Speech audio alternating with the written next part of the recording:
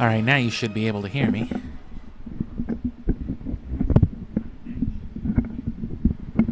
I don't know how well you can hear that game, though.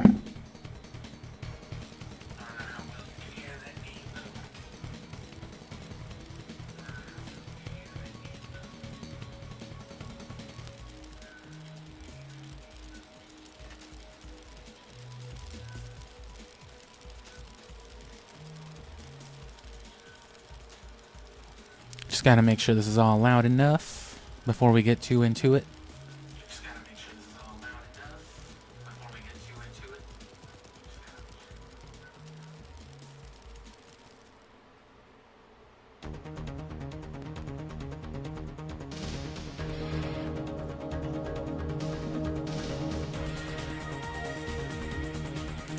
And yeah, hopefully people come up soon.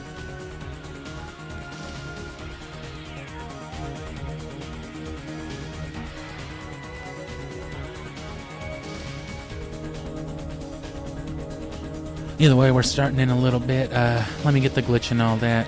Oh, shoot.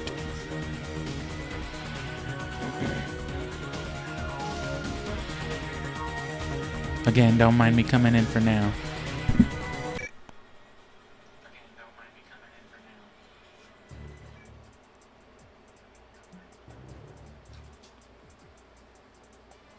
When does the operation begin?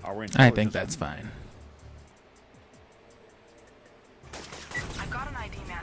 So where's the terrorist? Don't fucking worry about it. No location yet for Kravitz, and I don't see any sign of air mob. Right. Copy. I'm on my way.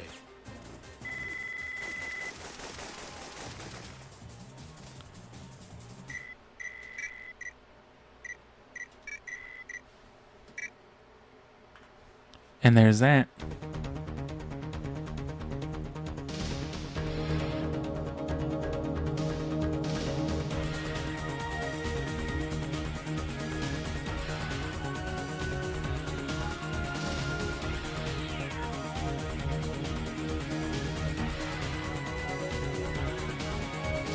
But yeah, glitch is set up, restore points set up and everything, so that's good.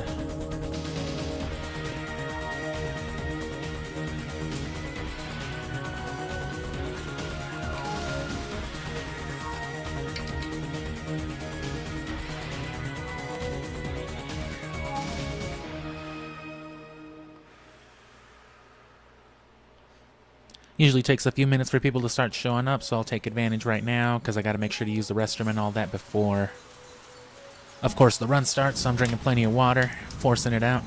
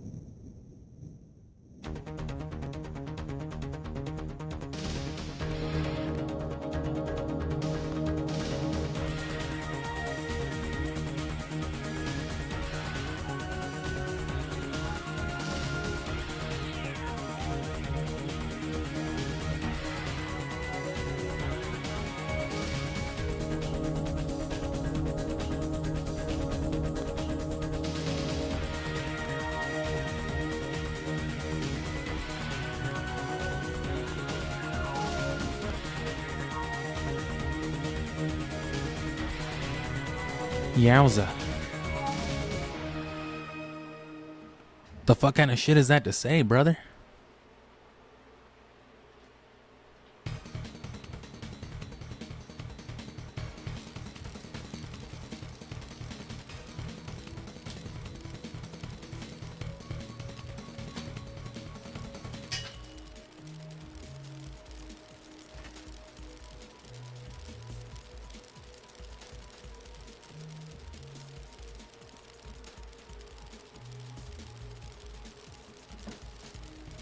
Okay, so we're gonna smoke up a little bit, drink up a little bit, and I'm just gonna go ahead and run for it. As usual, I might restart on the first stage, the first objective, namely, or if I just die too stupid too fast. But we should be good for the most part. We just ran it a couple of days ago. And I was just running drills like an hour ago, mostly for those late game stages, because it's been a while since I've properly run those, and I never really got the full practice of them anyway. So just to avoid especially a lot of those late game issues we were seeing in the last run, because it's costing me a lot in that late game especially. By the time I get to the stronghold, I think I'm already, on average, I've been getting there like 4 or 5 minutes later. So those early deaths are definitely, they rack up quite easily. But a lot of what's been giving me problem too in that early game has been the expo segments. You know, some of these spawns have just been real janky. They've been really fucking with me.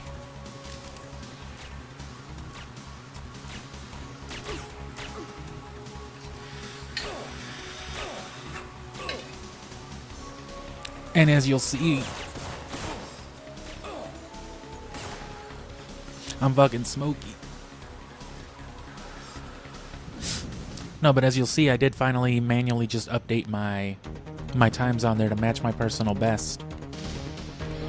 The microseconds are off, but it aligns to like, you know, to like a 3 decimal point on the final time. So the final time is completely accurate. Just like it would be on the thumbnail if I could see the thumbnail. It's what, 117.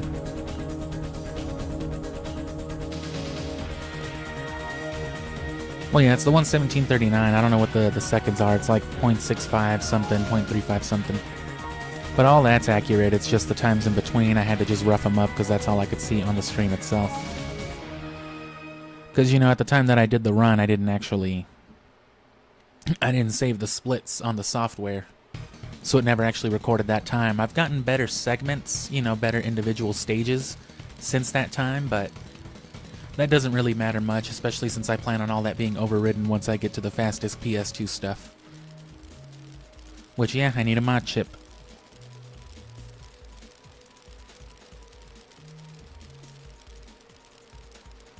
And things like that, of course, are the main benefit of getting monetized at this level, because while I couldn't count on being able to sustain myself with like the type of ad revenue that I would probably generate on this channel, I could at least bring in enough money to every couple of months, you know, drop some serious cash on an old video game or something like that. You know, that's my first goal with the channel, is for it to be self-sustainable. If somebody wants me to play a game, I want to have the console and the funds available to do so, to, you know, build up the channel. And just, you know, things like that. Whereas by comparison, it's taken me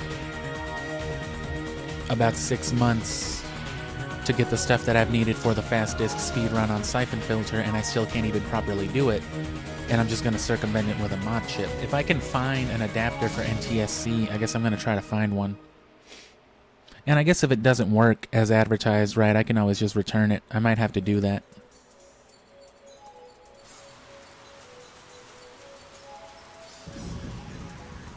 Because you can find a lot of products advertised to do just that, to go from the NTSC to PAL scaling or the other way around. But I don't know if it can actually do what it's saying, since, you know, those video outputs depend on the media device itself.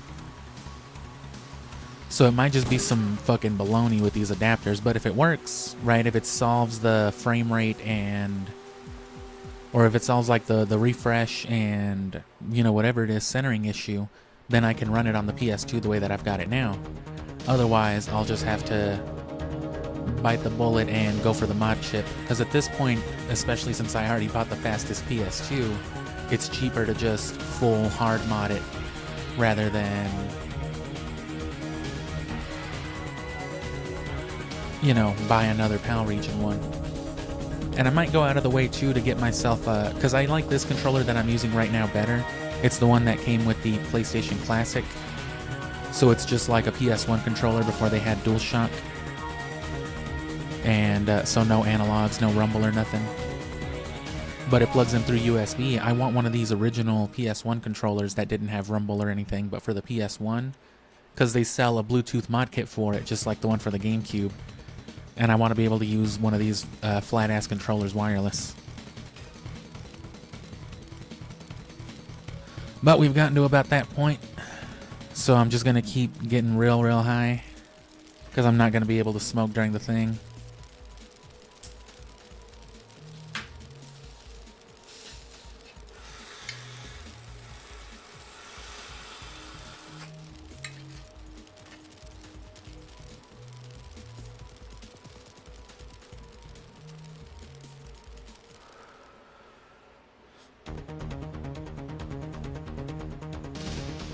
But yeah, we're starting just in another couple of minutes. I don't think anybody's here anyway, so.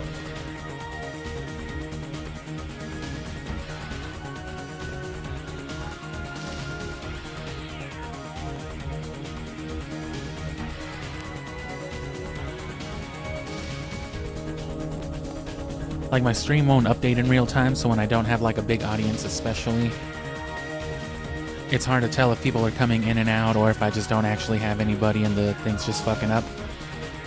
Can't tell the difference between like my monitoring and somebody coming in and out or whatever.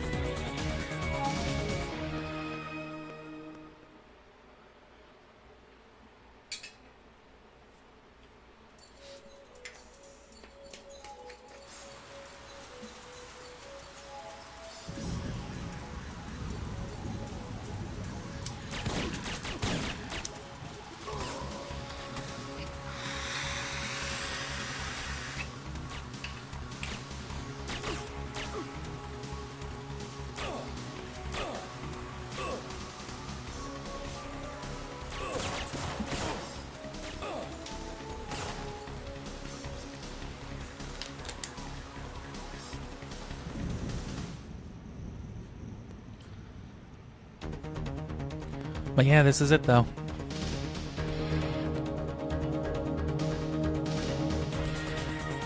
Because I am not doing this shit again tomorrow. I need a lot of editing left to do. So I need to not be streaming. Streaming takes up time that I could otherwise be editing, and it's not like I have the most time for either one, so. Ugh.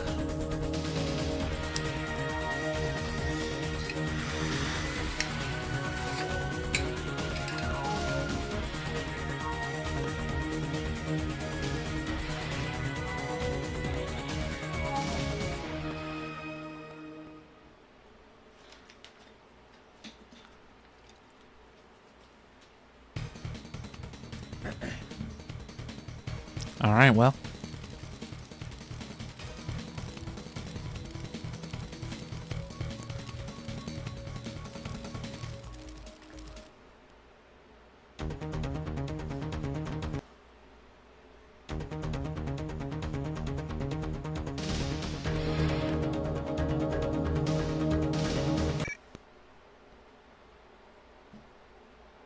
Timer's going.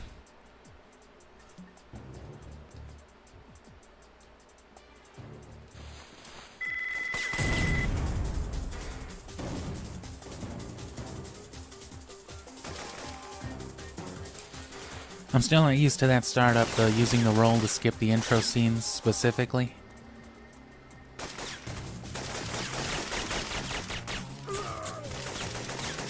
So it does kind of get me.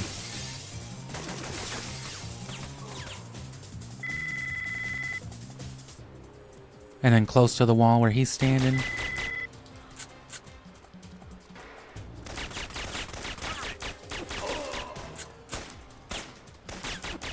I'm thinking I shouldn't have killed that guy. No, I shouldn't have. You were supposed to provide cover for that cover.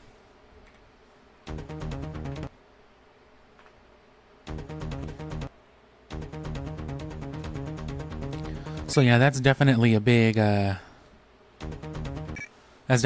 factor, is how close you are to the wall that the guy is leaning around.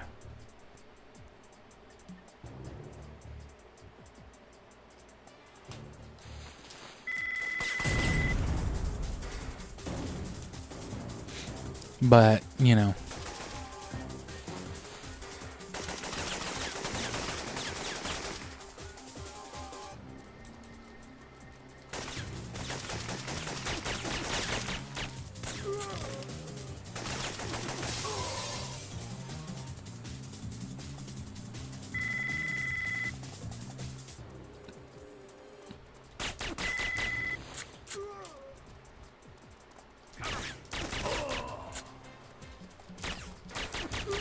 Yeah, don't kill that dude. Just kill the one coming in. Damn. Gabe, you were supposed to propose to... I was supposed to propose? No.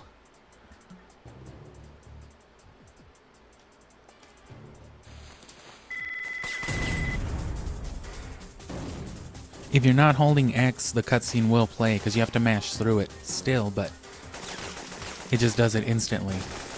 As opposed to before, where they have to say a few words. But if you're not holding X, it won't skip it. But if you're not holding circle after, and before the scene comes in for gameplay, you won't roll. So you've got to be real up on that.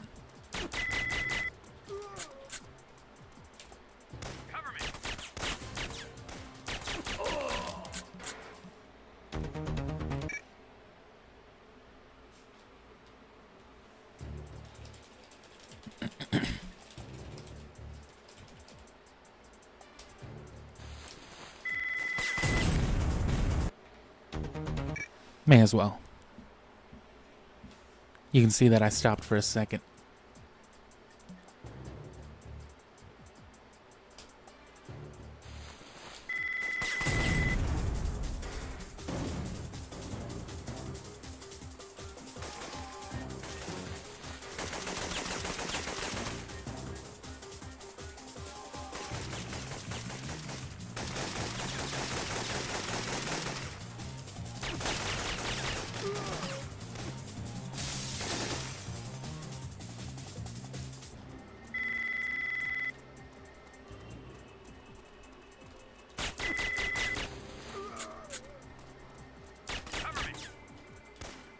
We should be good now. Nope, this dude didn't spawn. I wonder what I fucked up there. I think that time I was too close to the pillar. Gabe, you were supposed to provide...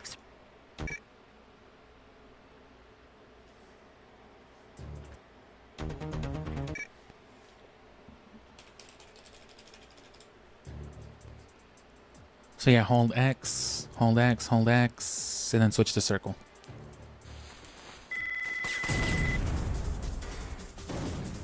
If you do it too late, you won't roll. If you do it too early, you won't skip the cutscene. If you stop holding X too early, more accurately.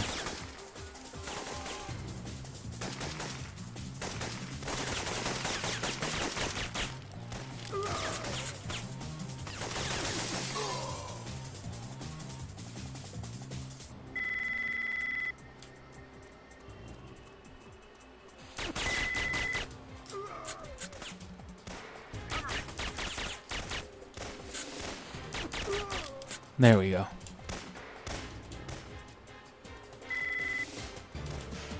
See what I'm saying? It's real specific.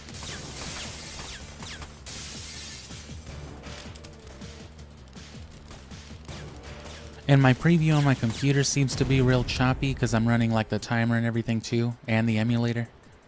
But the actual stream seems to be fine. It's just the preview that's like lower res, which is okay.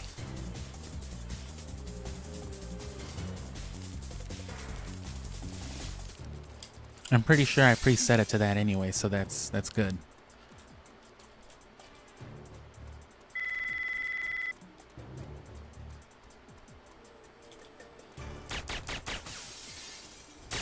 I've taken out Kravitz and destroyed the comm equipment, but I don't see their uplink dish. I'll trace it.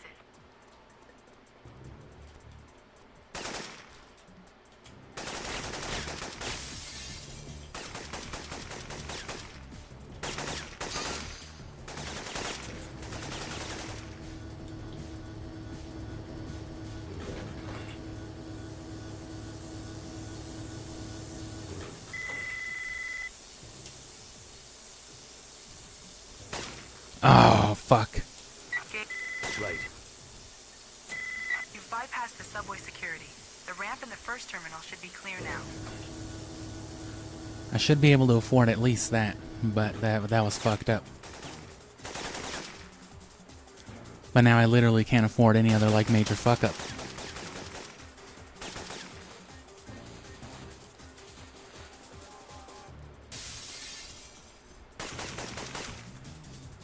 And the other consistent big possibility for a fuck up is this first fire skip. And there's another fire skip halfway through, and then there's 3 fire skips back to back to back towards the end. That very last one is actually pretty easy. The first one on that stage isn't incredibly hard, all things considered, either, but the middle one, I think, is a little tricky. Beacon set. Tell CBDC to get its guys down here. Copy. They're on their way. But it's always so tense because you fuck up any of them, and it's just like, well, death.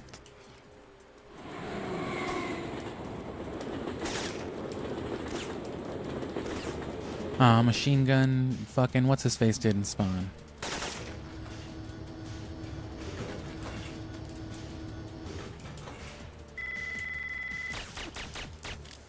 I need to figure out what does, because he's very convenient. Climbing usually provides enough time for that to, you know, for the land to spawn. Assuming you're going for like the very last corner edge of it.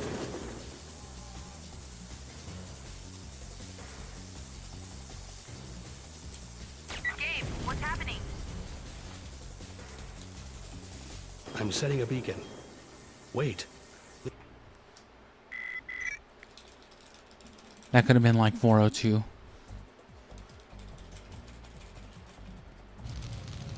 Gabe! Check.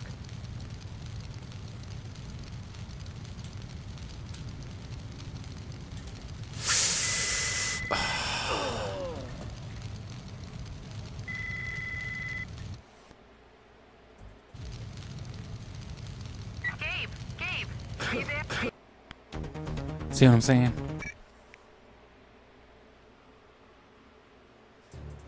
And with the with that 2-second like fuck up right there, you just can't.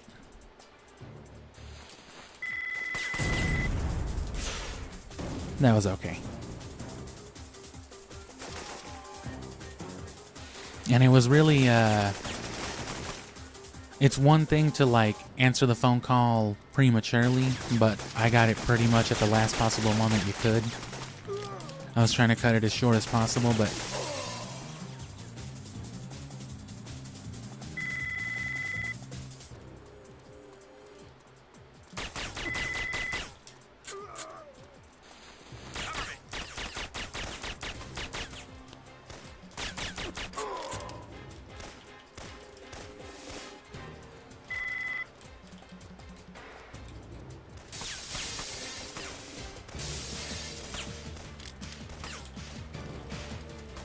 I could have been a little faster with the dude, but that's about standard.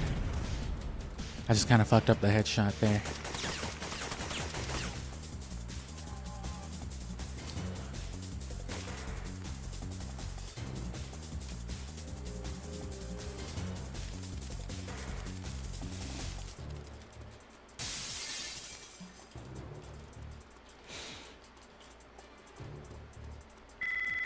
You gotta watch the corners.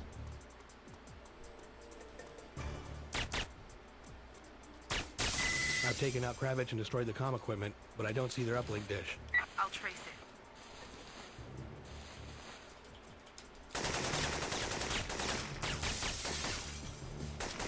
Ooh.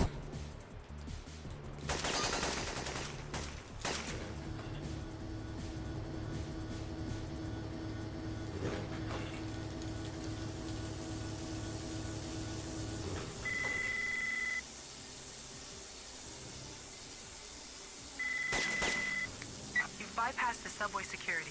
The ramp in the first terminal should be clear now. Nice.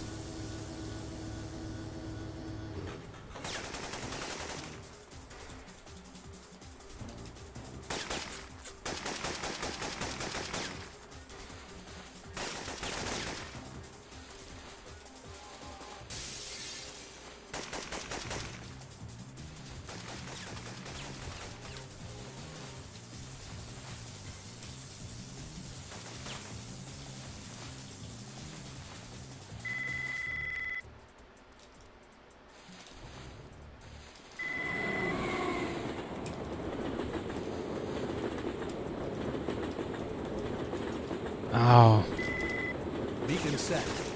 Tell CBDC to get its guys I'm good down at the here. cinnamon roll, but not just the standing duck walk.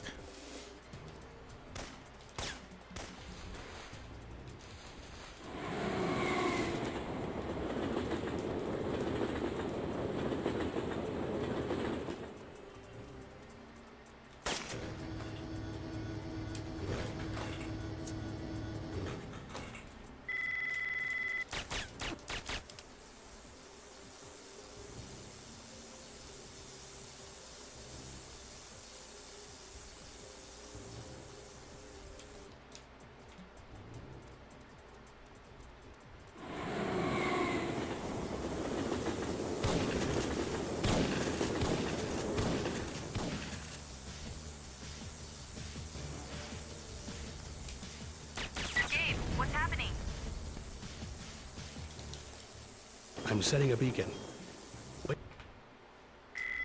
That was real good, actually.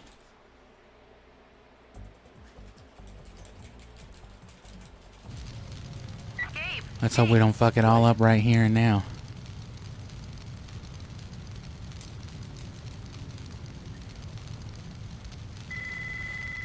Oh, that's about as bad as you could do that, but as long as you don't die. that should be all the C4 you need to blow open that passage. Damn, I got a 359 on that even with a couple of fuck-ups.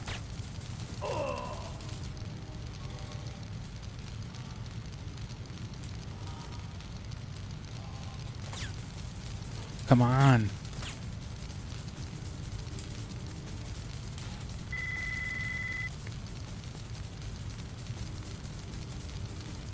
There's so much to fuck up right here, too.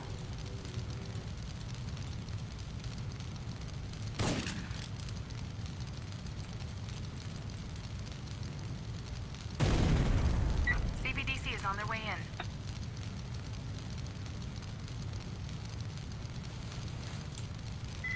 Gabe, we were supposed Fucking every time, man.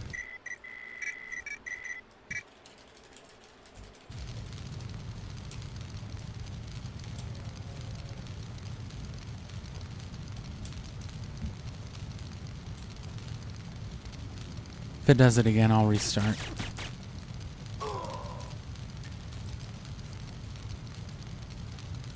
I gotta get to at least the base without, like, making some kind of major fuck up like that, though.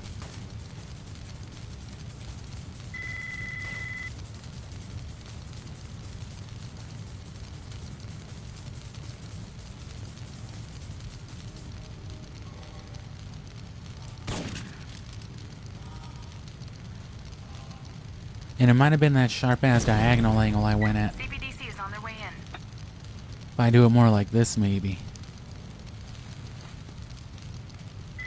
Gabe, we were...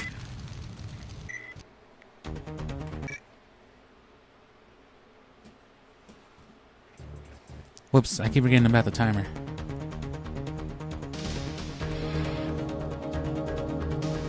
Okay.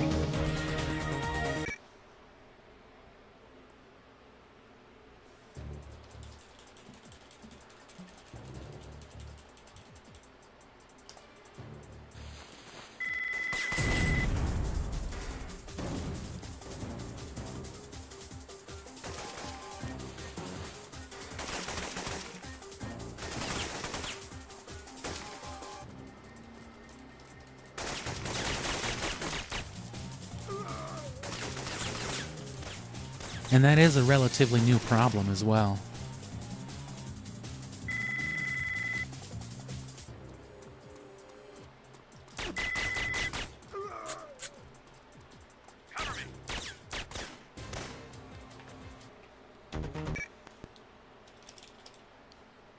The whole issue with that gas main, I've never had an issue with it on this emulator with this ROM.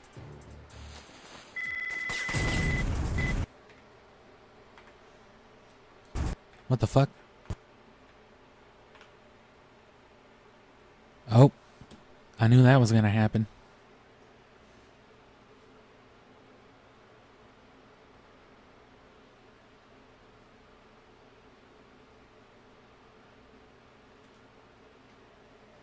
Okay, well.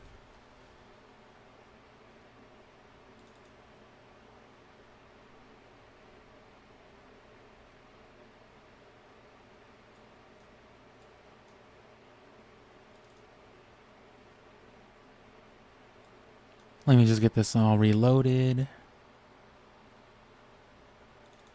The timer's still up. It's just the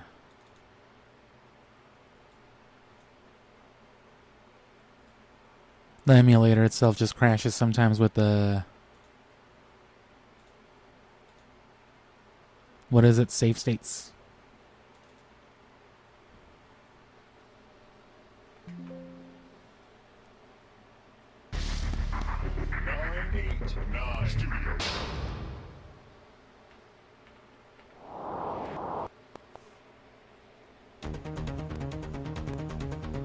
There we go.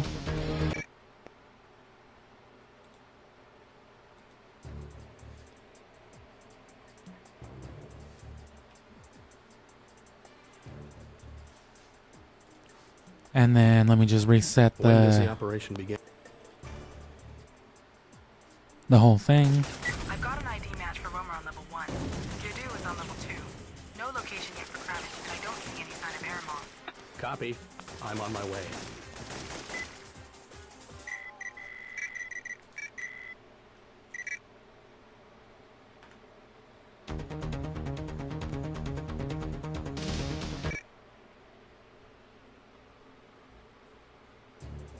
There we go.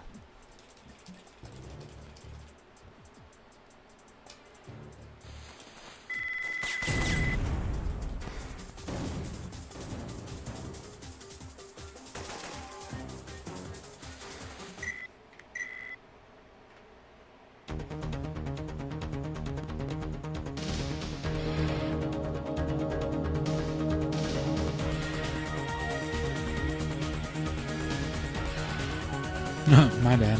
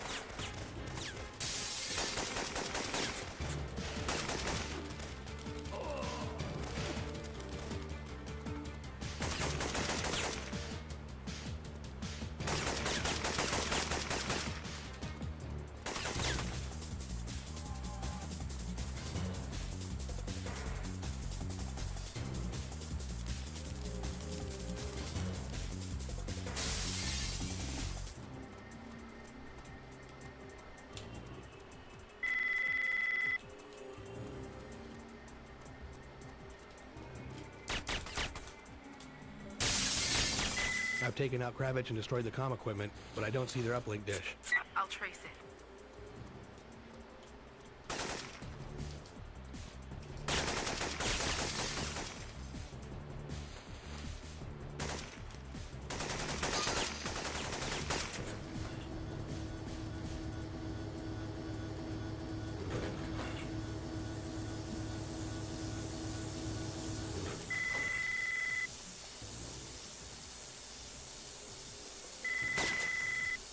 You've bypassed the subway security.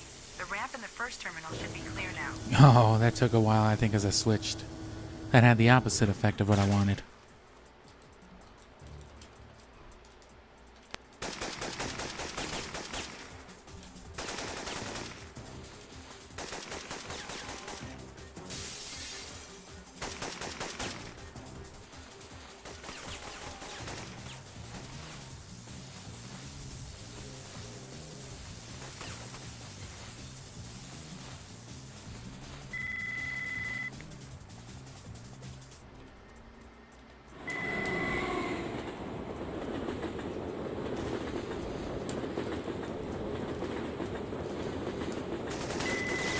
Beacon set. Tell CBDC to get its guys down here. Copy. They're on their...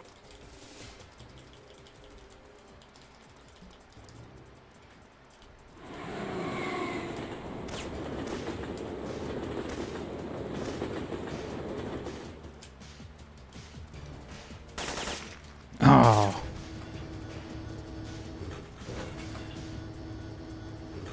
This is gonna be like a 405 or something.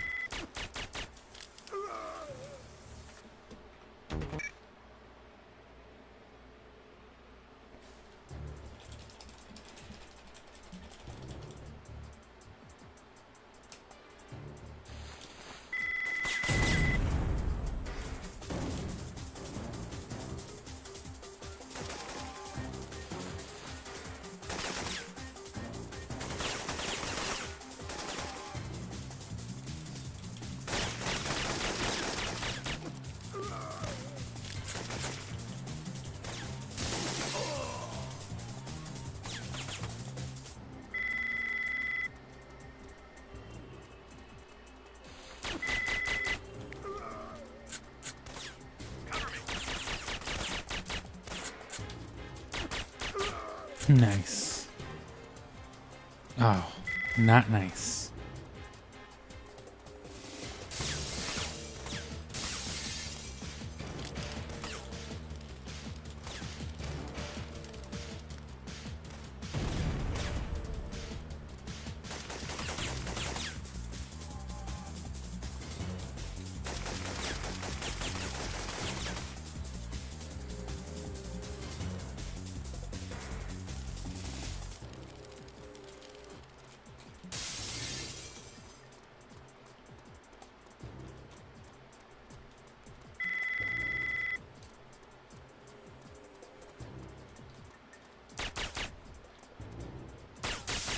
I've taken out Kravitz and destroyed the comm equipment, but I don't see their uplink dish.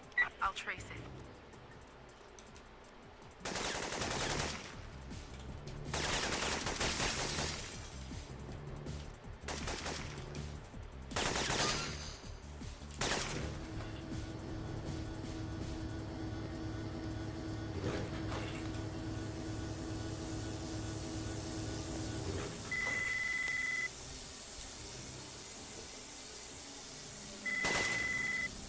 You've bypassed the subway security.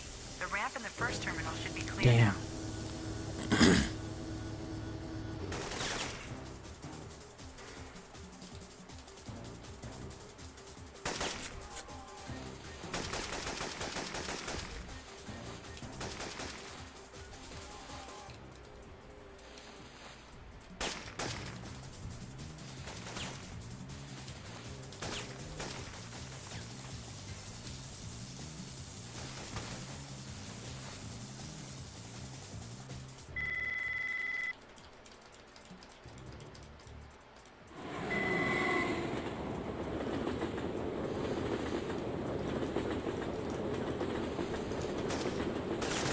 Piece of shit. Beacon set. Tell CBDC to get its guys down here. Copy. They're on their way.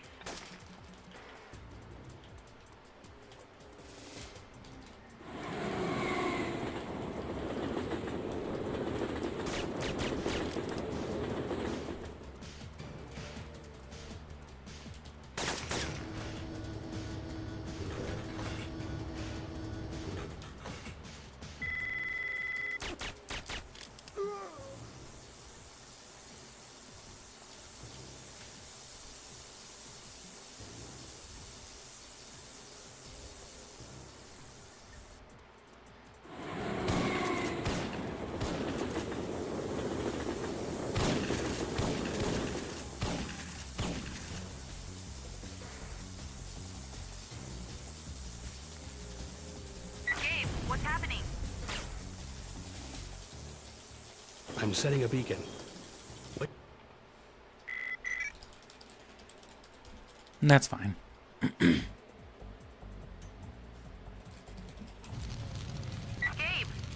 Come on, don't burn to death. Damn it.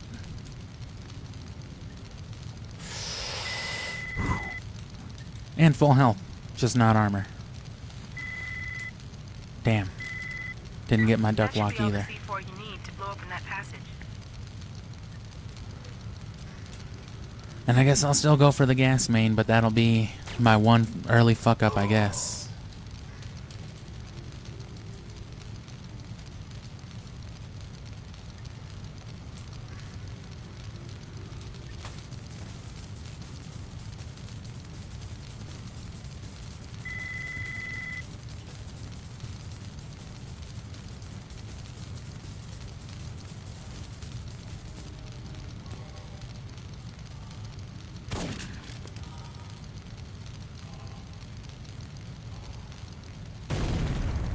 CBDC is on their way in.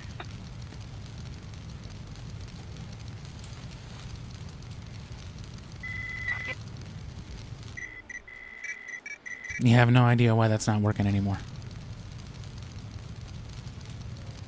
Never had an issue with it up until I started being able to do like a full run, and then something about what I was doing must have changed.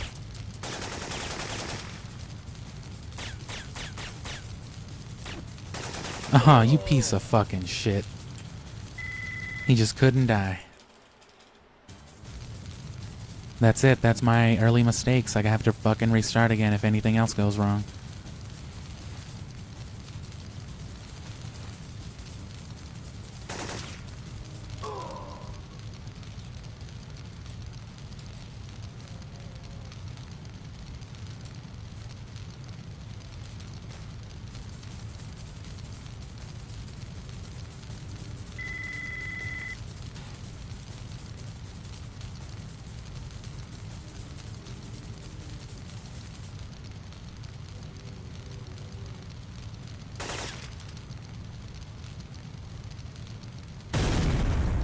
CBDC is on their way in.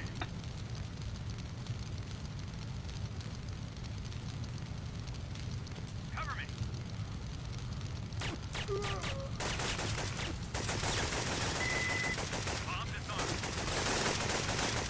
me. Damn, what a piece of shit that guy was, too. Oh, that's right.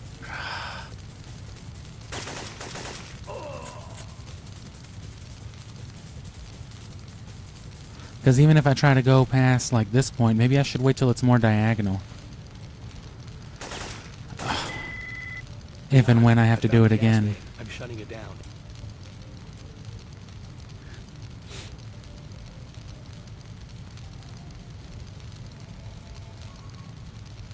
I always kind of just played that one by feel anyway. I guess I never, like, deeply observed it. I guess I should. Because there more than likely is a specific, very safe path you can take. It's just like, you know, an invisible path. And we're already about to lose to our personal best, but Mara should be much faster, though.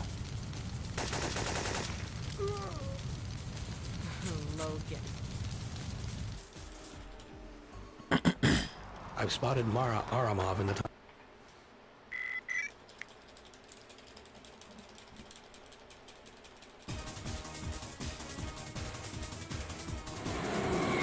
God damn it.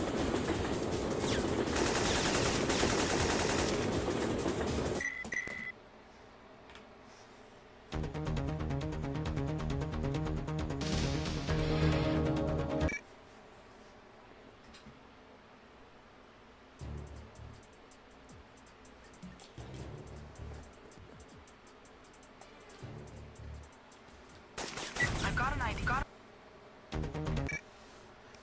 And I'll stream at least like another 2.5 hours.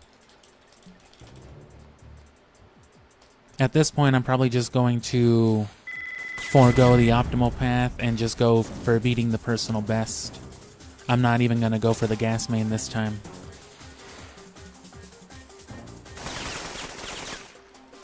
Well, if I can afford it, if I can get up there like perfect, I'll risk it with the other thing that I was trying to do. Otherwise, I'll recover the way I did and just hopefully don't fuck up at Mara again. Because it's those early mistakes that have been costing me my personal, beating me my personal best. Because it's not that hard of a time to beat.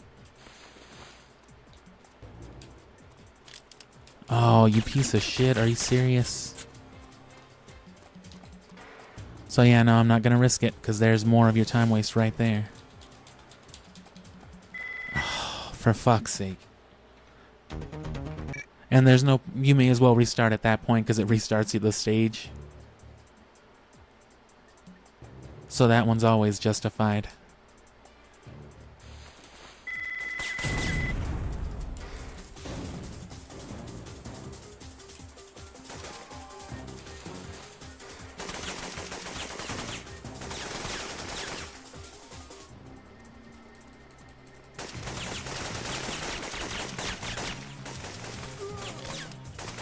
And see, you don't really want to have to worry about stuff like this because the real big problem spot in the early game is, you know, that one spawn in, like, stage 5.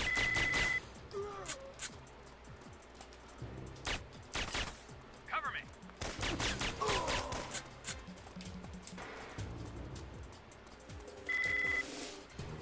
That dude followed me all the way out here?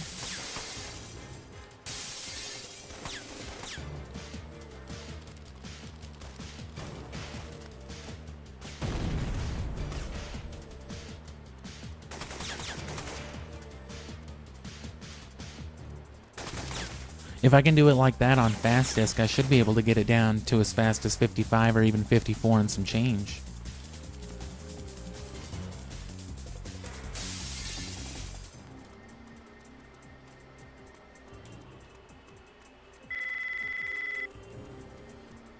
And yeah, we'll risk it if things go well. I've taken out Kravitz and destroyed the comm equipment, but I don't see their uplink dish. Because there was obviously some sort of felt out path that I had as it was. Because I didn't used to mess it up. It was a consistent, reliable thing. So I just must have lost whatever it was that I was doing.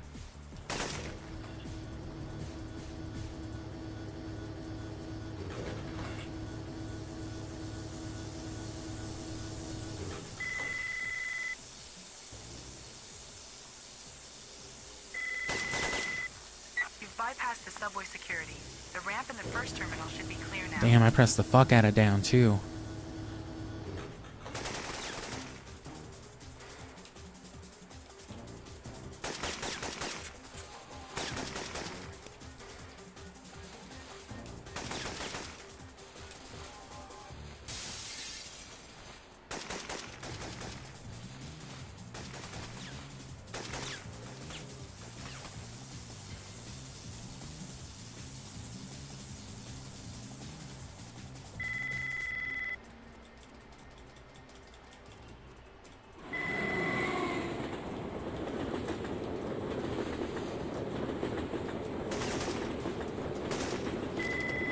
Beacon set. Tell CBDC to get its guys down here. Copy. They're on their way. There it is.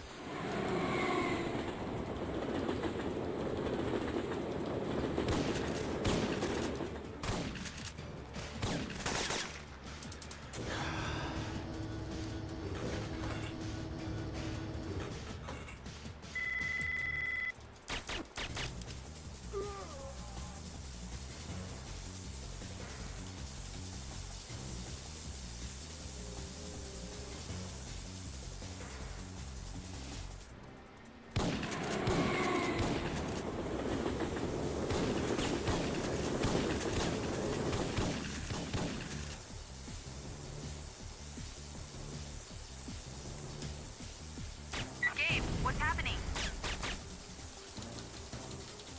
I'm setting a beacon. Wait.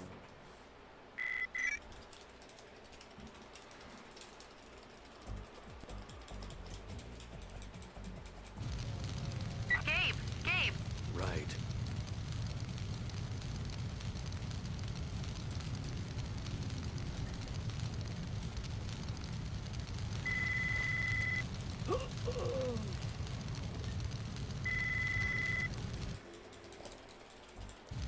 Well, there goes the gas main. Right.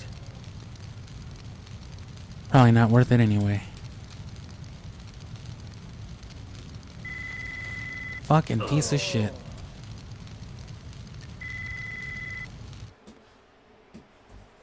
Well, I'm tired of playing these stages again, so I guess we just won't do a new personal best.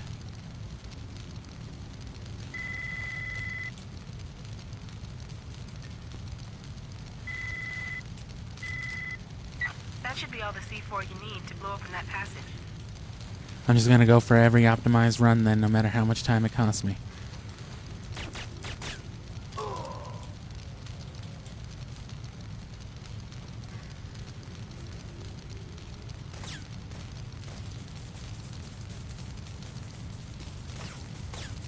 No matter what.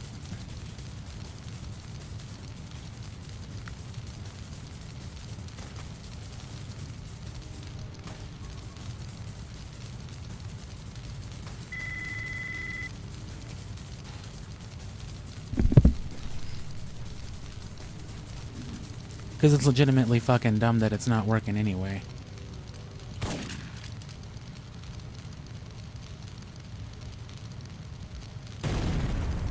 CBDC is on their way in.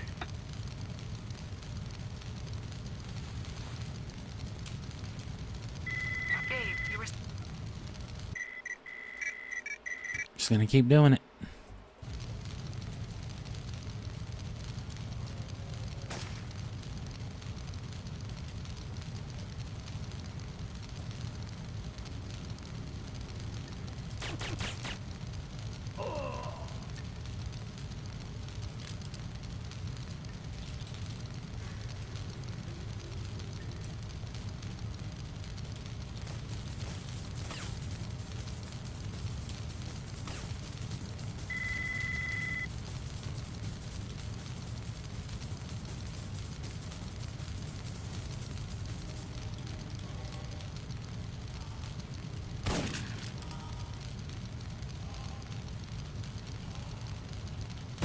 Let's go later this time. CBDC is on their way in.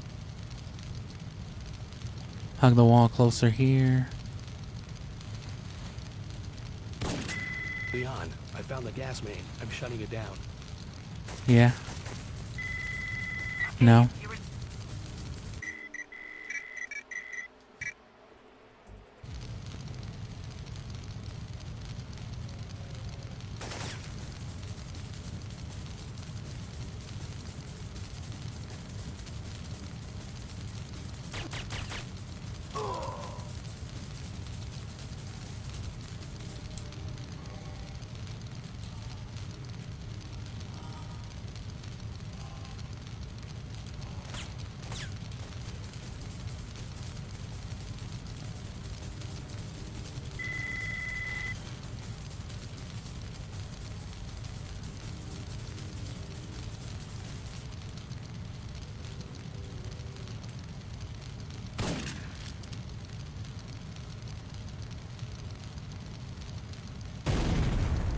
CBDC is on their way in.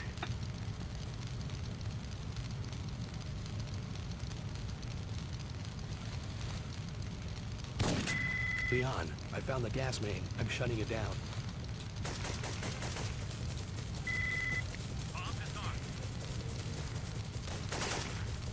So yeah, I think that was it.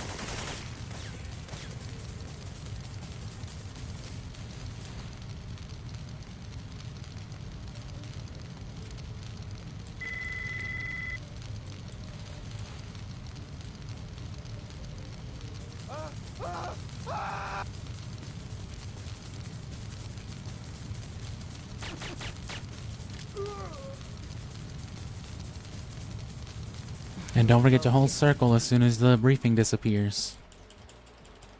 I've spotted Mara Aramov in the top.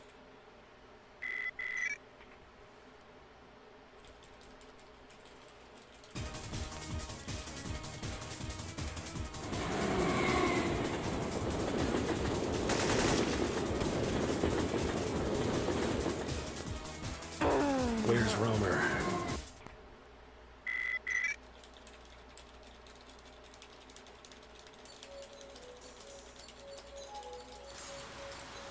Leon, I'm on my way to the park. I've set the pickup frequency. Check. As you can see, I clearly don't know how to calibrate my timer either, as it is not keeping my personal best intact the way that I hoped. I mean, I can still see where it is relative to where I should be.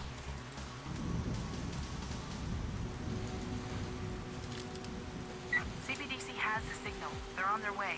Stand by. Don't cross that line. Cover me.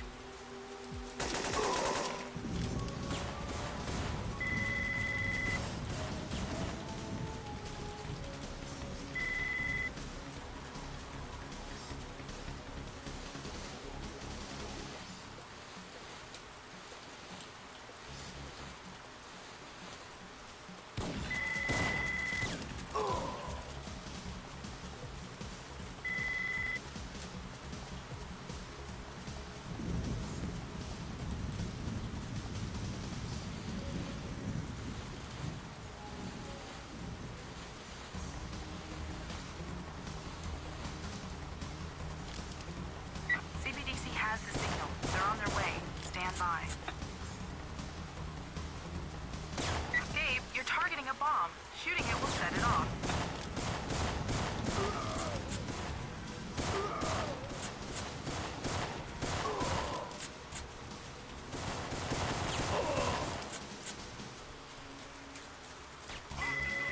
Hell yeah. Too bad it was during like the worst possible setup up to here, but that's still the way you want to do that. It's not impossible to catch up to my personal best, but at this point I'm forcing like precision on myself. That being said, I'm also not going to give up on my stubborn, you know, wanting to run the optimized path, because I'm not going to practice safeties. Safeties, I mean. Stand by. I'm not going to condition myself to, you know, the suboptimal route. Which that sucked. Nobody spawned.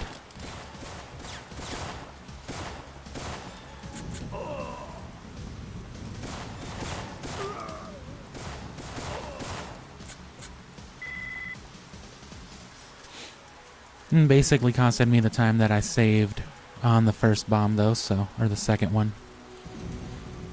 Damn you. CBDC has the signal. They're on their way. Stand by. Cover me.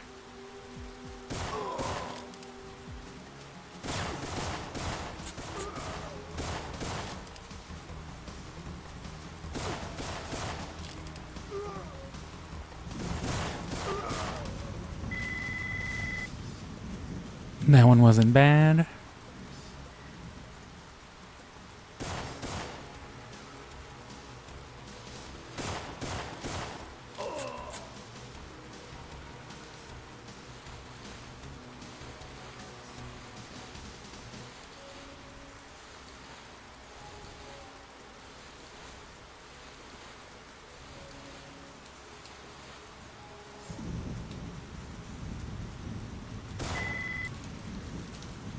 Right.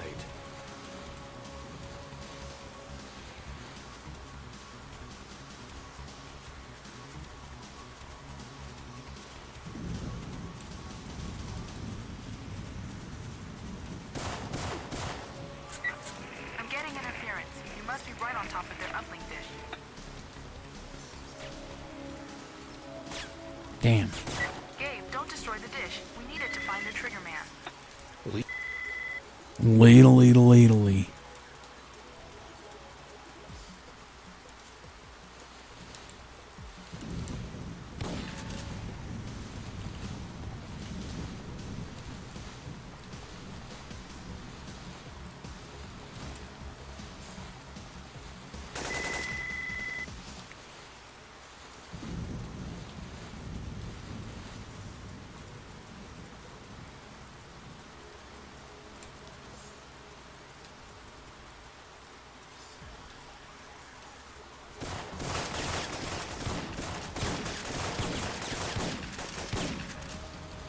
I'm at the entrance. Tell CBDC to get their team moving. Hurry, Gabe. You don't have much time.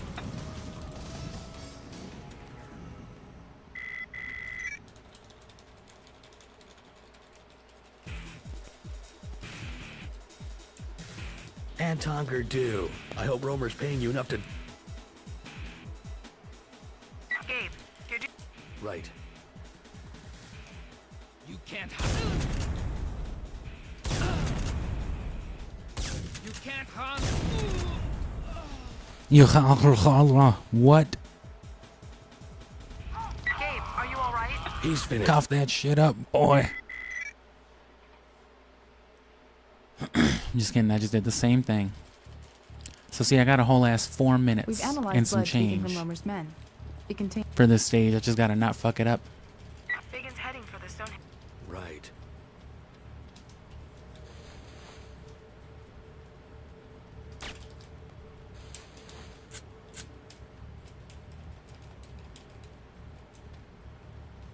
And there is so much to fuck up.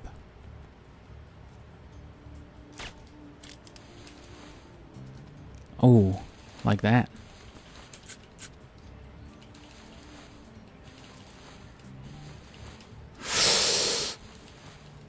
That worked somehow.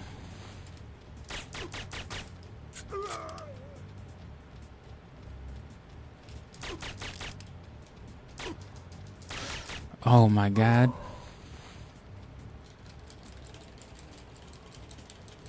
What are you doing here? You... Gabe, Biggins run for it. Romer and Airmob.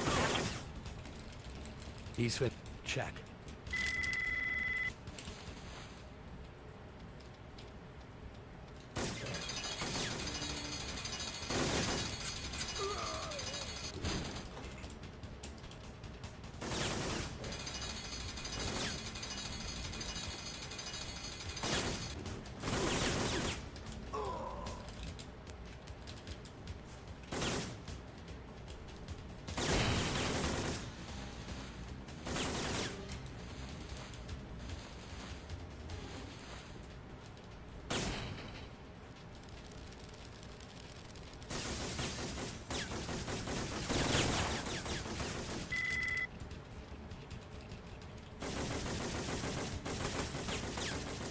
Shit.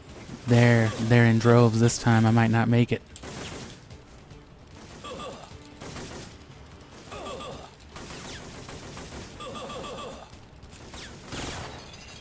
Oh, I did.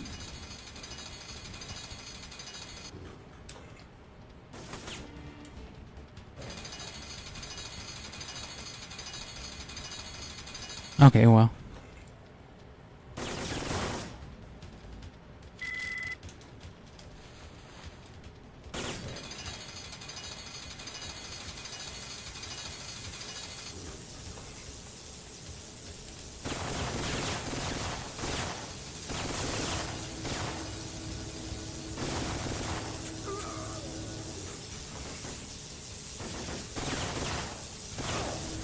Close enough. Not perfect.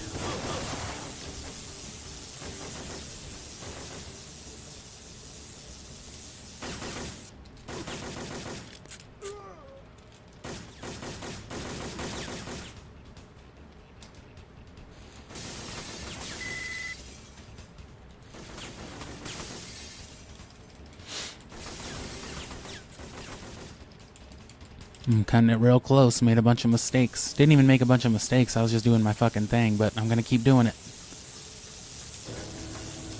Gotta power through. No substitutions.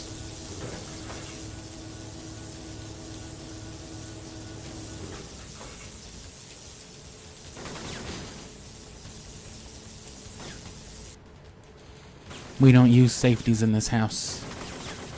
We just lose time.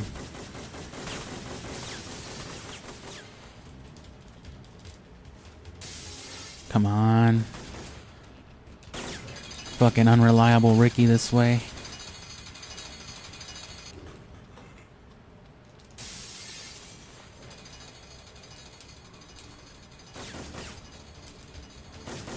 Damn.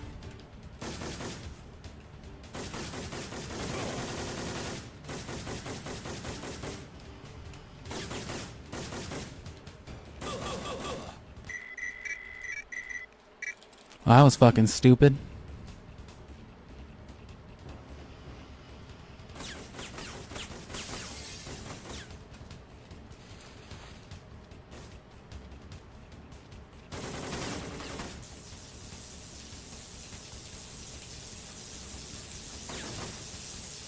Well, like I said, we're gonna keep going for it.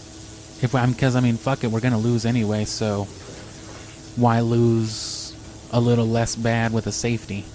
I'd rather just get what I'm gonna get.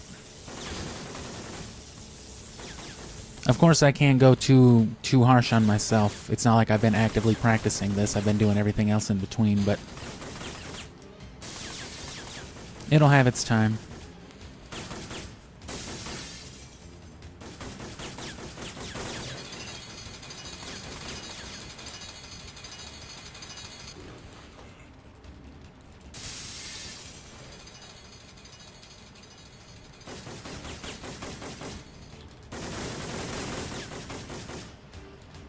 Was that so hard to fucking do the first time? Put me down like over a minute now.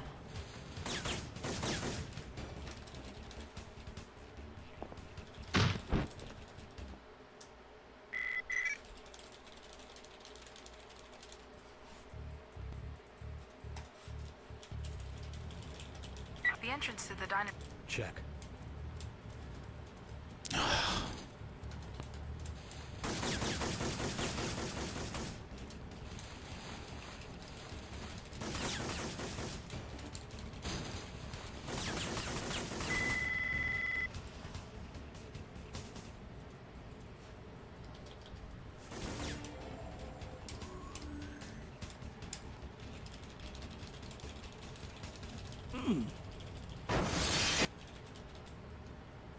Yeah, this level should have been done already.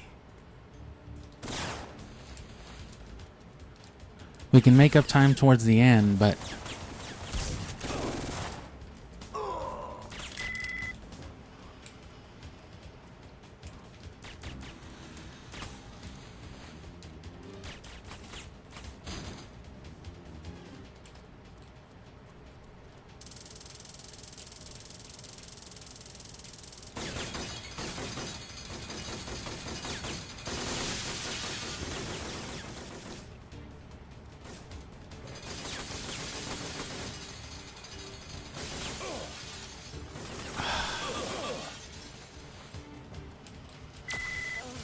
Carlos Fagan, is Mara still alive?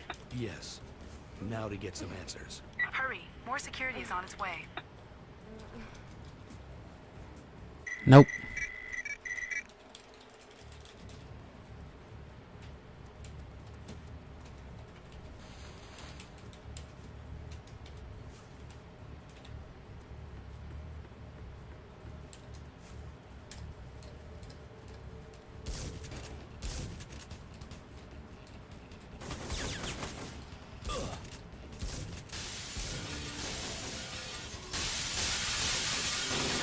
Gabe, we needed Mara.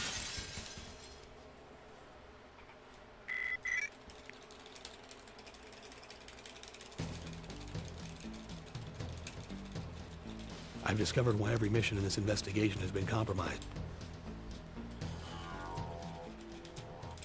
Right.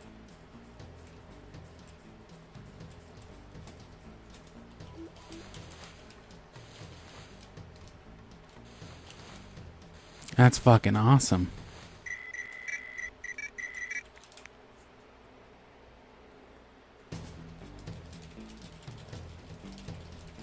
I've discovered why every mission in this investigation has been compromised. Check.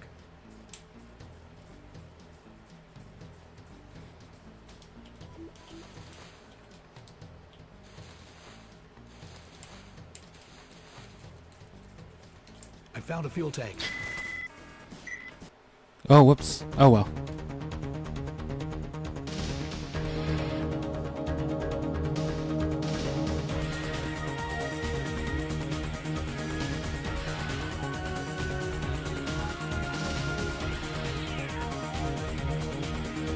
Either way, that was some bullshit.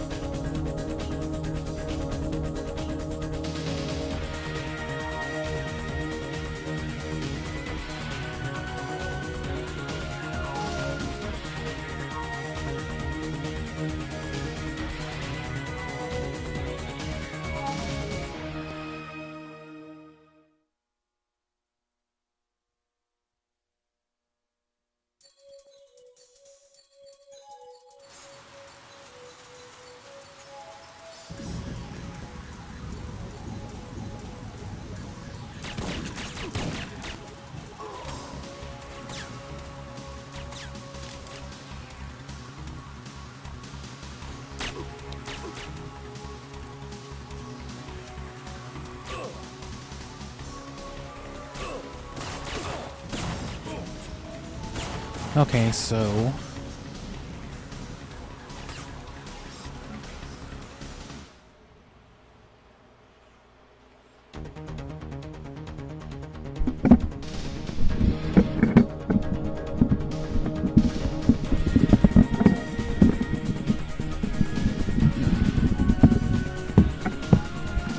don't mind all the crunch noises. Okay, but yeah, we're gonna start here in like another 10 minutes. Probably not the whole 10 minutes. I was just getting water and all that ready too, but yeah, so we lost way too much time in the first half, and we should be better along this way. It seems like the gas main trick did have to do with going past that second pole. If I try not to intersect it, you know, too early, it should be fine, and I shouldn't fail. I shouldn't fail the objective.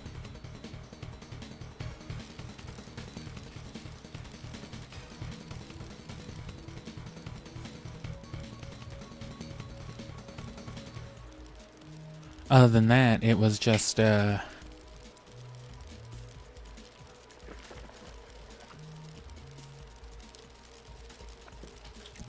those fire skips.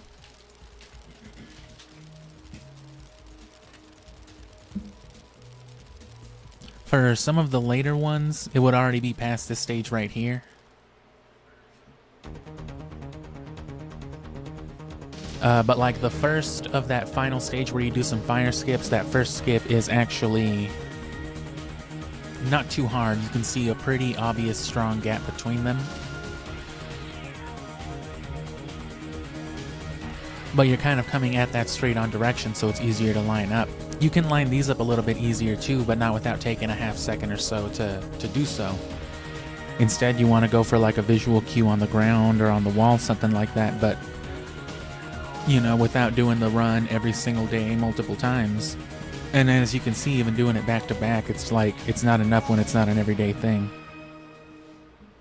An everyday endeavor. But when January comes back around, it's going to be similar to Pokemon, right? But, you know, we're just doing Syphonfilter in general. I'll do the PS2 games and I'll bring the Speedrun back. At the very least, I'll do like a single brute force run every day. I'll just get the time that I get just for practice.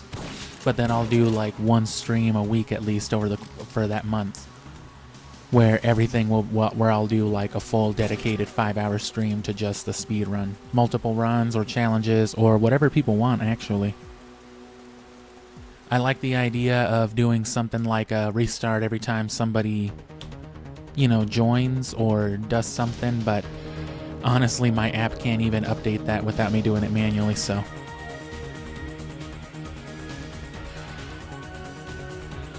Anyway, yeah, probably won't take the whole 10 minutes, so I doubt anyone's coming back either, so I'll probably just start here in the next minute or two. Because I already ran to the bathroom, I got my bottled water. Smoke a little more while I got the chance, and yeah, that those dudes really fuck you up at the end too.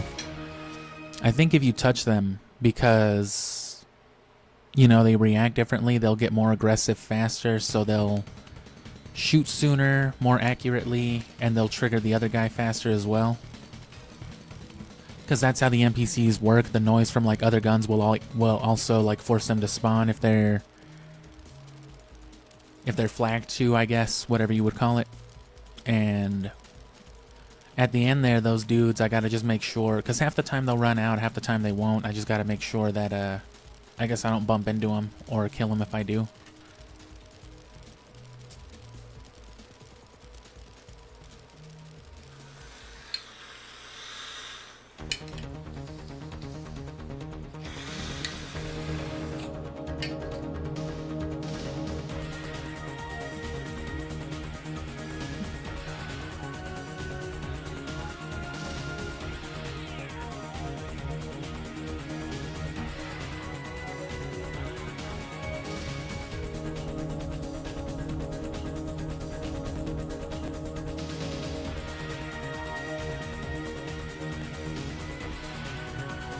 Alright.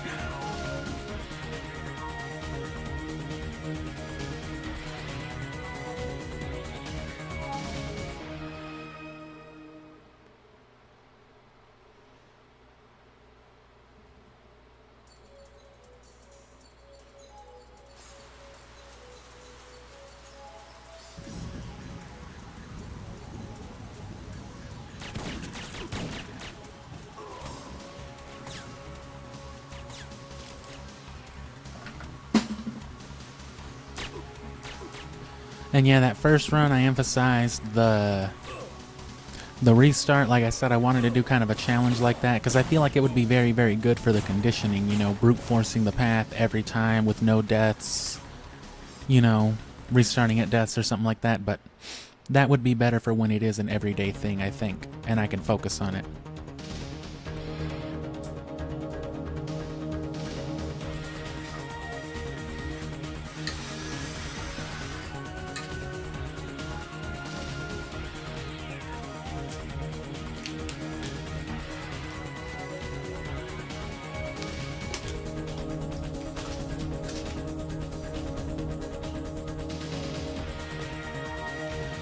But yeah, Pokemon starts next week. I'll know when on Sunday, and let's get this started. Because I'm just about sick of looking at Syphonfilter for now, so... Let me make sure the... Oh, my controller's not connected. Hold on. Let me stop the timer. Bam. Boom. There we go.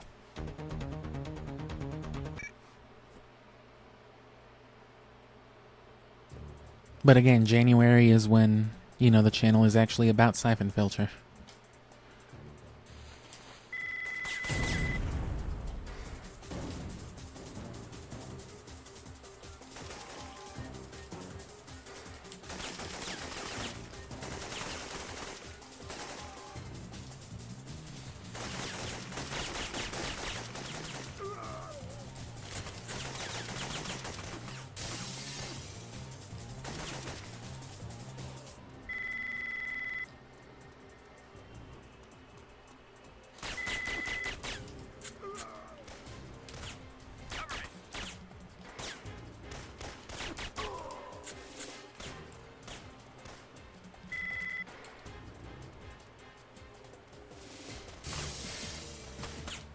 Damn.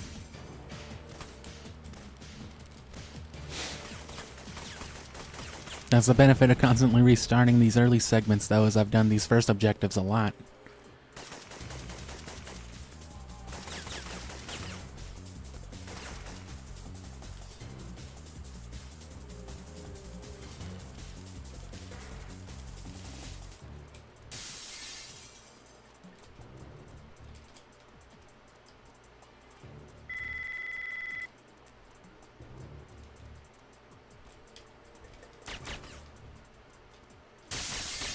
I've taken out Kravitz and destroyed the comm equipment, but I don't see their uplink dish. I'll trace it.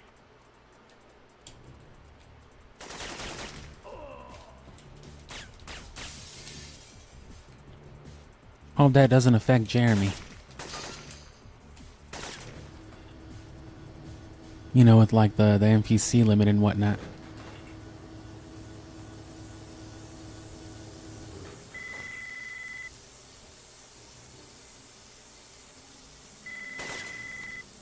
You've bypassed the subway security. The ramp in the first terminal Nice. is clear now. Right.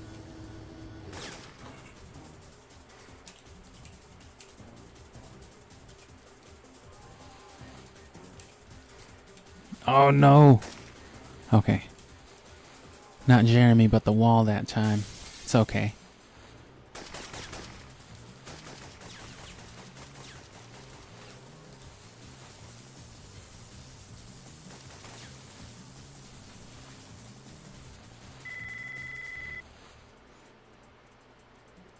But yeah, check on the channel on Wednesday or subscribe if you're not to, you know, be informed about Pokemon, because that's what's going to be this summer. Beacon set. Tell CBDC to get its guys down here. Hello?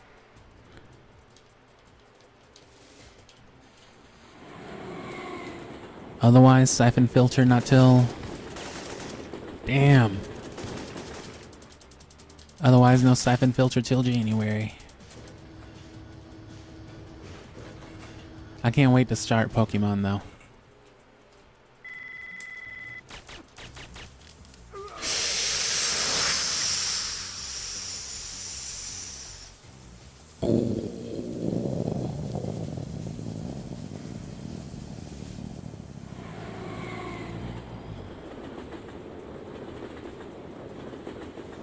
That really fucking... That one hurt me all the way down to my ass. I felt that all through my body. Fucking Leon. Gabe, what's happening? Alright. I'm setting a beacon. Wait.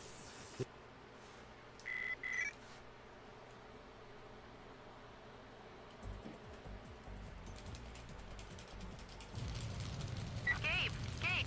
Check.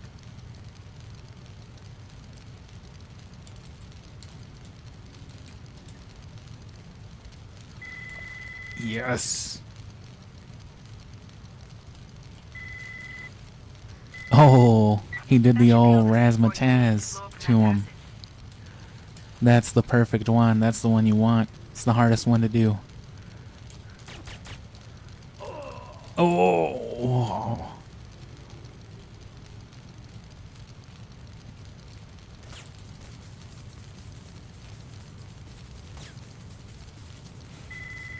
Gotta go for it. And then we'll recover after. But hopefully it works like last time.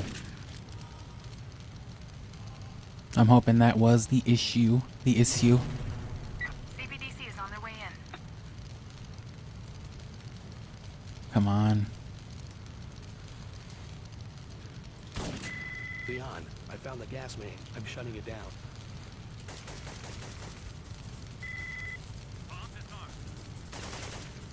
You sweet son of a bitch. You did it.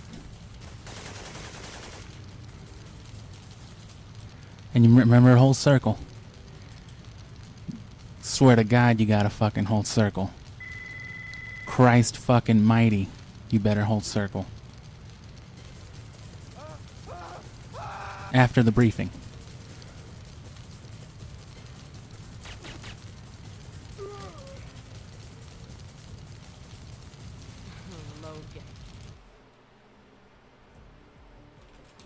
I've spotted Mara Aramov in the top.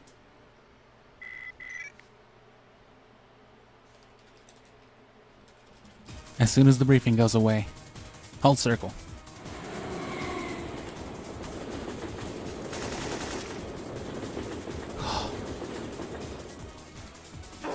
Where's Romer?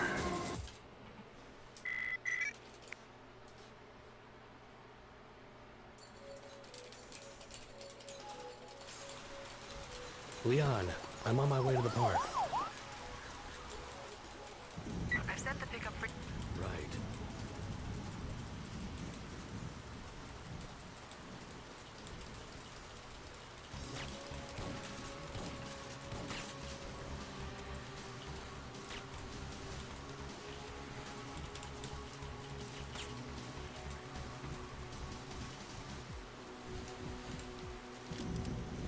CBDC has the signal. They're on their way.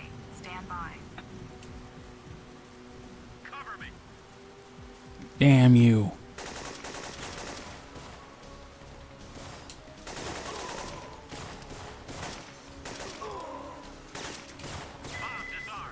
That was horrible. I should still be significantly ahead of my personal best, but I walked too far and I spawned that dude up ahead. But if I can play this as good as I played at this last run, that'll more than make up for it.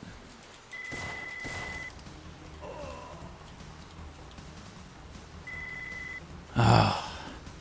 And that fucking phone call too, that hurt me a lot. I'm down about 7 seconds from, you know, what I would be, but I'm still pretty much parallel to my personal best. That dude did not see me? Has the signal. They're on their way. Stand by. Fucking kill him. God. Cover me. Gabe, you're targeting a bomb. Shooting it will set it off. What a piece of shit. That sniper dude didn't, he's never done that before either. He usually spawns immediately. Or he doesn't spawn at all, which I assumed he hadn't spawned.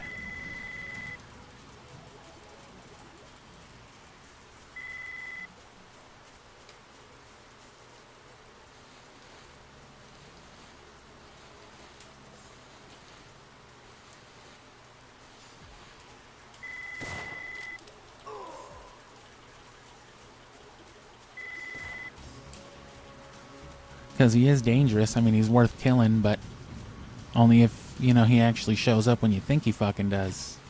I was kind of disoriented there, though. I did come at a weird angle. There we go. CBDC has the signal. They're on their way. Stand by. Gabe, you're targeting a bomb. Shooting it will set it off.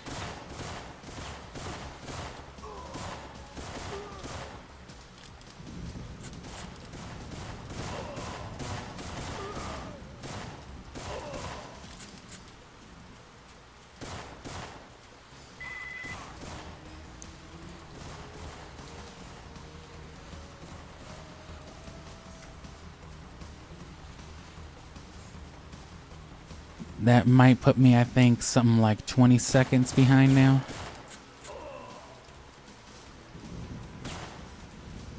But that's with mistakes on my personal best later on in this stage, I think, too. I should be able to make up this stage by itself.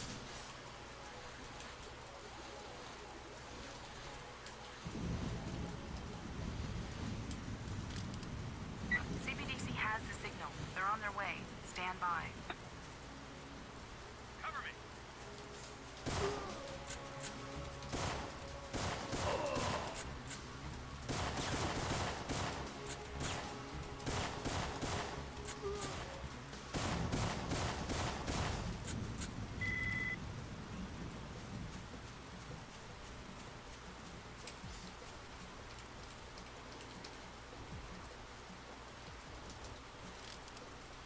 CBDC has the signal. They're on their way.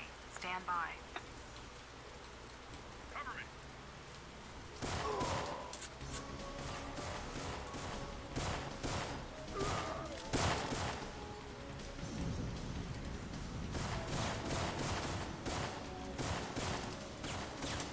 Fuck it.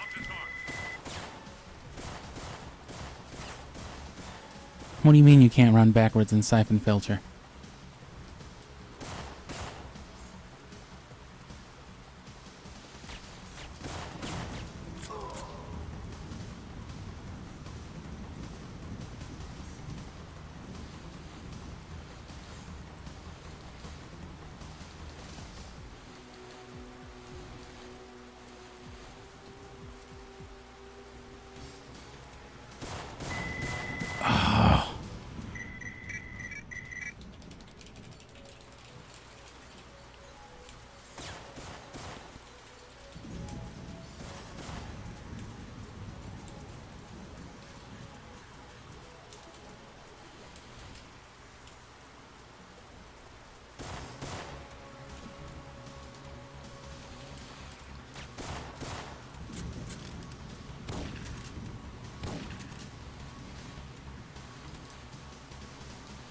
Should be cutting it close, but...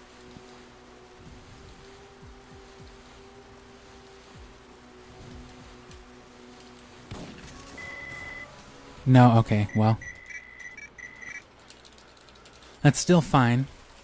We should be just about, that'll put us a little behind our personal best, but there's like a possible 4-minute time save in the early game, so... Goes to show how badly I really performed on that personal best.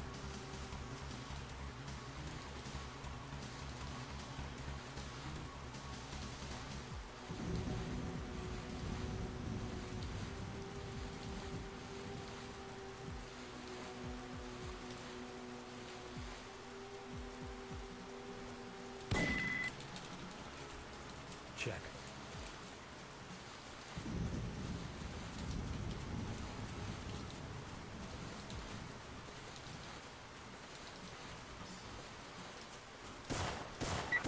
I'm getting interference. You must be right on top of their uplink dish.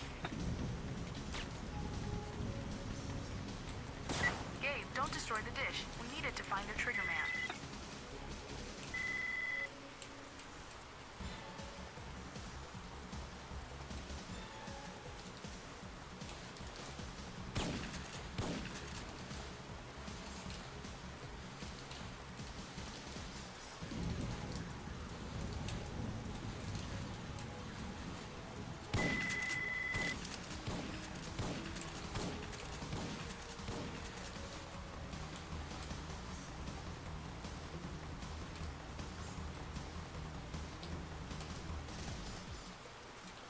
I wonder if the pause menu thing works on this stage too. I don't see why it wouldn't.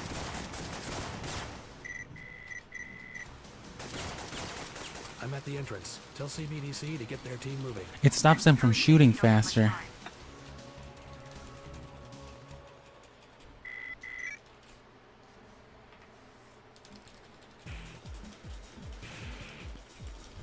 Not quite a minute behind, but I hope Romer's paying you enough to... can't afford much more than that.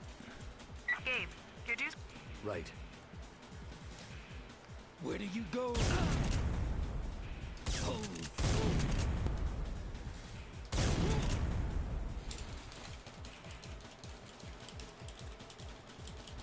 Gabe, are you alright? He's finished.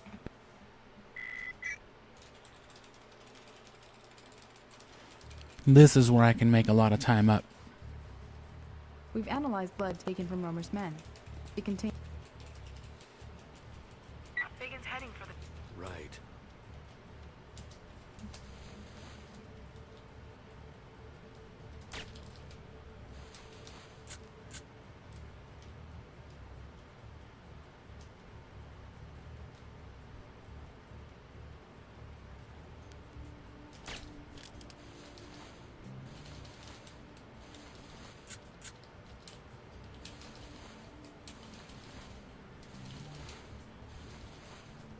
As far as I can tell, I fucked that up horribly last time, but it worked anyway.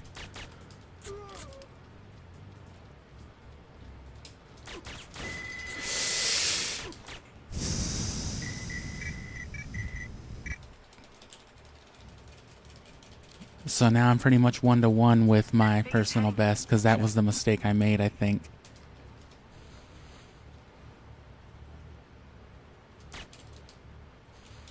I fucked up pretty bad towards the end, though, climbing up the ramp with those NPCs, so I should be able to make up time there.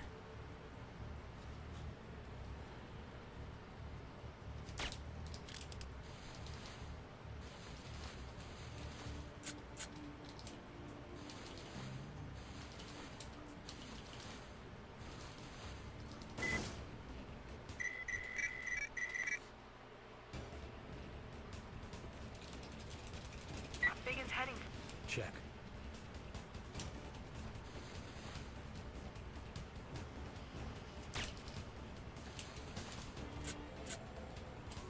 This is about as bad as it can get.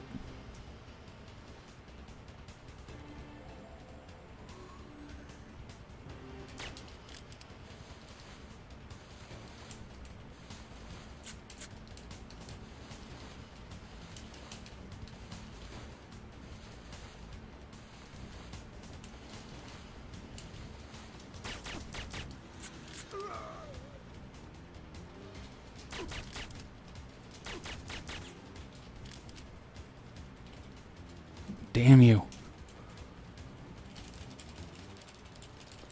what are you doing here? You... Gabe, Fagan's run for it. Romer and Aramov look good. I didn't get my pallet swap and that ruined everything.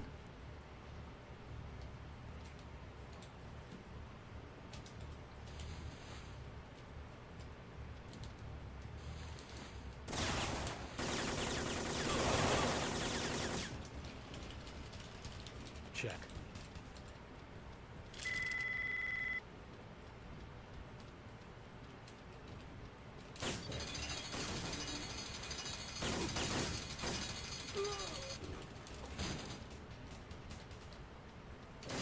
I am definitely behind again. Or I'm officially behind now with all these mistakes.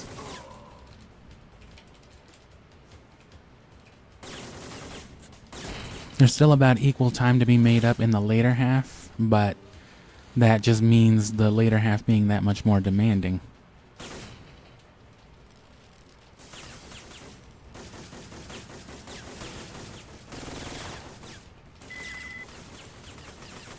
And fuck it, safety.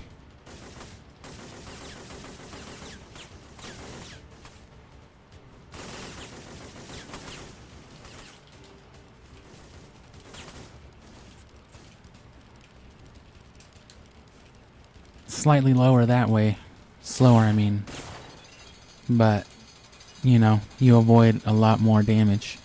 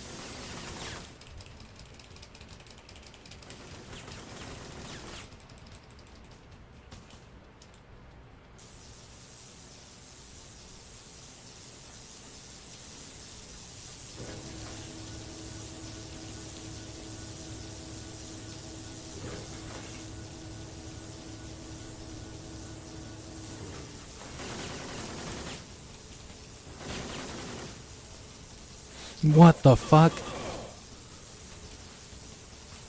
Wow, that was bullshit. It must have like queued up like a down input I must have mashed or something.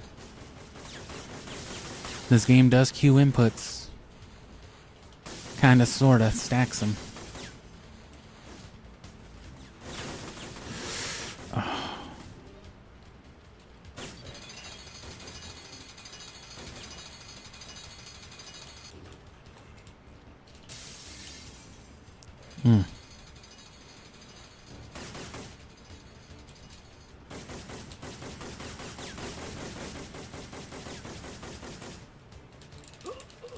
He walked slow behind that dude like, nah, you thought?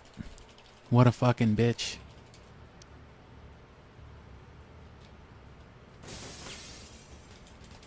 I guess it didn't matter after that bullshit, right? Jesus. And then that dude spawning magically behind me just now. Thought he was going to be around the corner, but God help this video game.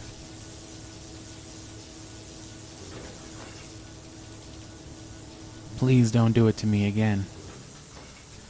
And I'm already behind a whole ass stage. Because I should be going into the bunker already, as per my personal best, which was already losing a shitload of time.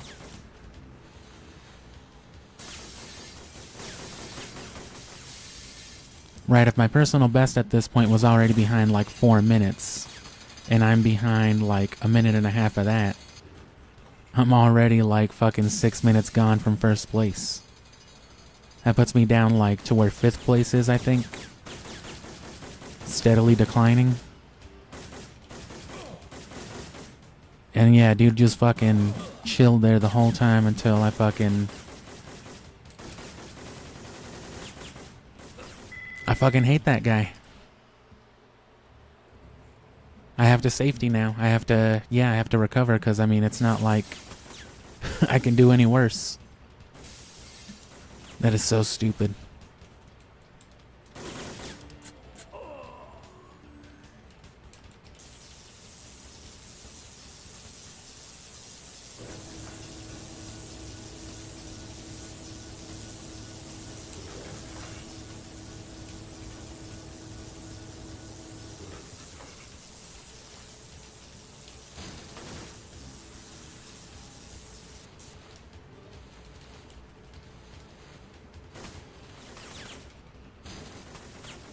I would like keep brute forcing the optimal strat, but I'm legitimately just sick of looking at this.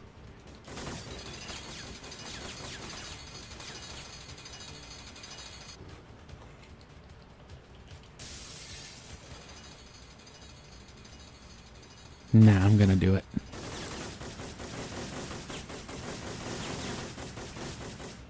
Oh, they spawned a magic third dude that time to make sure.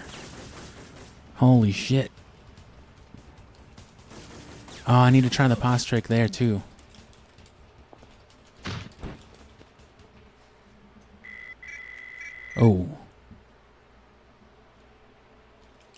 There's a lot of time to be made up in the stronghold and in the catacombs, like I said, but that's coming down to like less than 2 minutes now to be spared for me.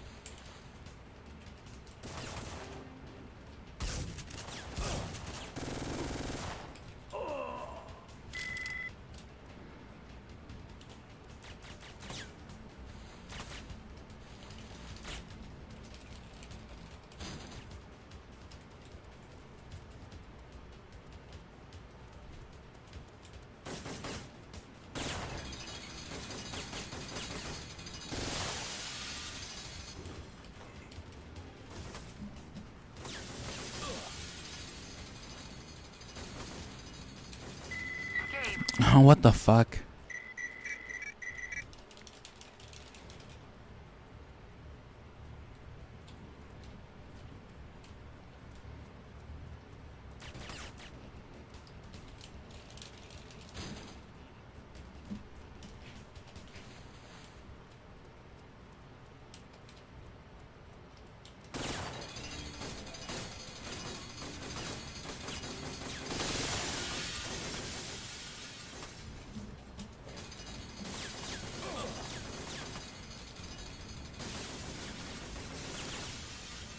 Tell me what...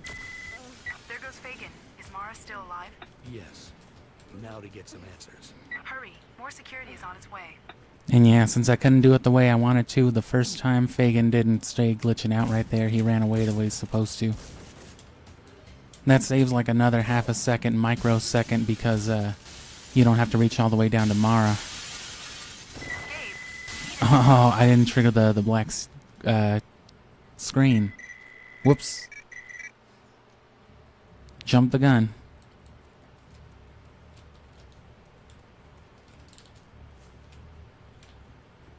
And yeah, I mean, that would have worked with Fagin because he's closer too, I think. No, he's not.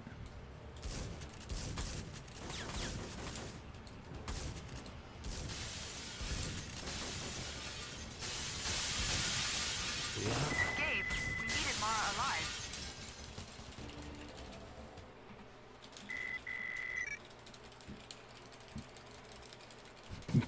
I'm almost getting to the point where I should have been beating the fucking I helicopter discovered why boss. Are every you mission in kidding me? this investigation has been compromised.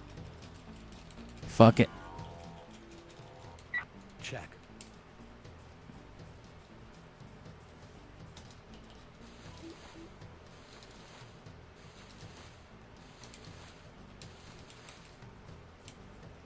I found a fuel tank.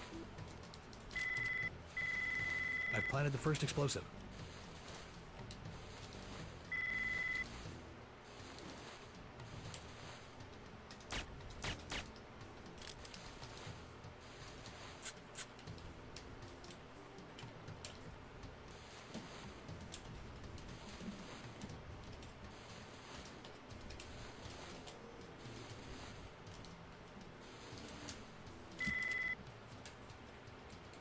And I just gotta not get busted here. Which is just like rolling through the corridor with that one dude in the Farcom Expo. And I failed just like I would have with that dude.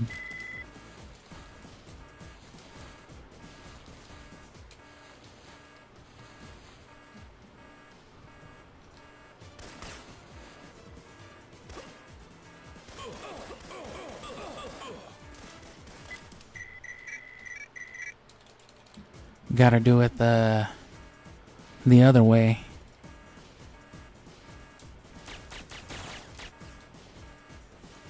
Because I fucked up sneaking up to him. Failed at the very end there. Happens a lot.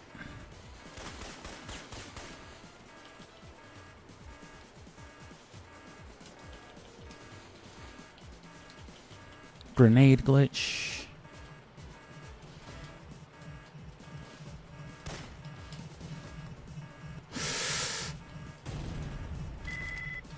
That's the last explosive. I'll trigger the timer once I'm on the roof and have disabled their radar. Copy.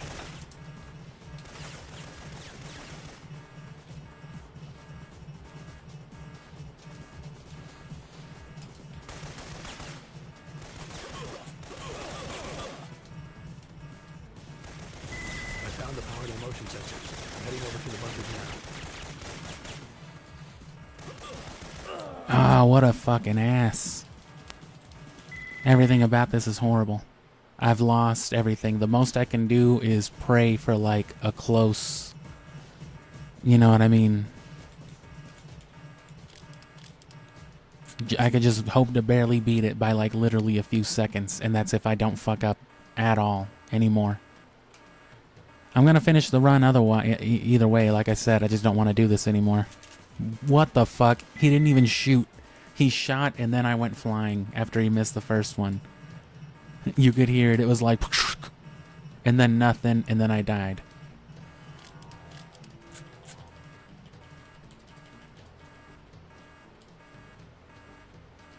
So yeah, that literally killed it right there, probably. That was it.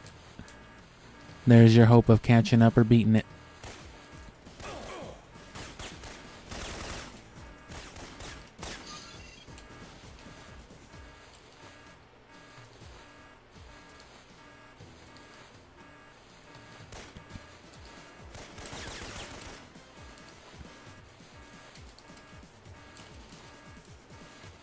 The good thing is that there's armor here. I just hate to have to depend on it.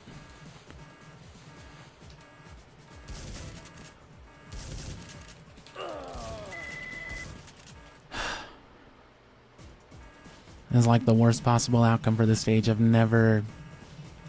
Oh, and then the flak jacket doesn't even spawn until the other stage.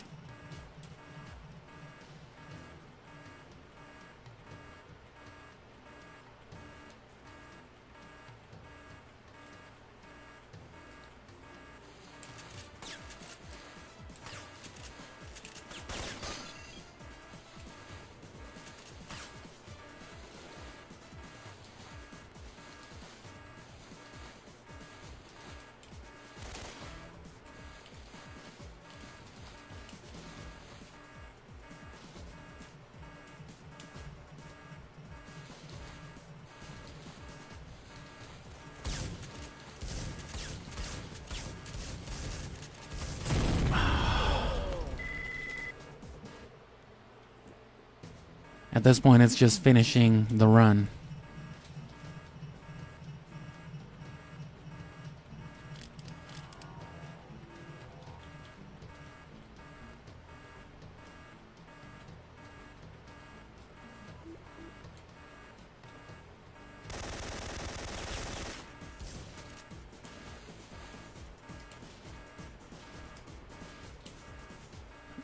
Oh, fuck. The invisible gun. He was just punching me through the fucking air is what that noise was.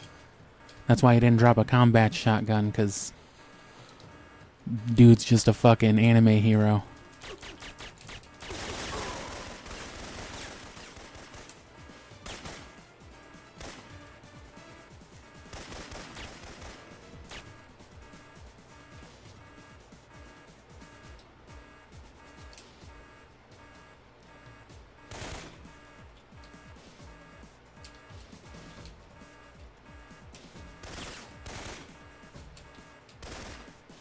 I like how they don't even let me fucking duck.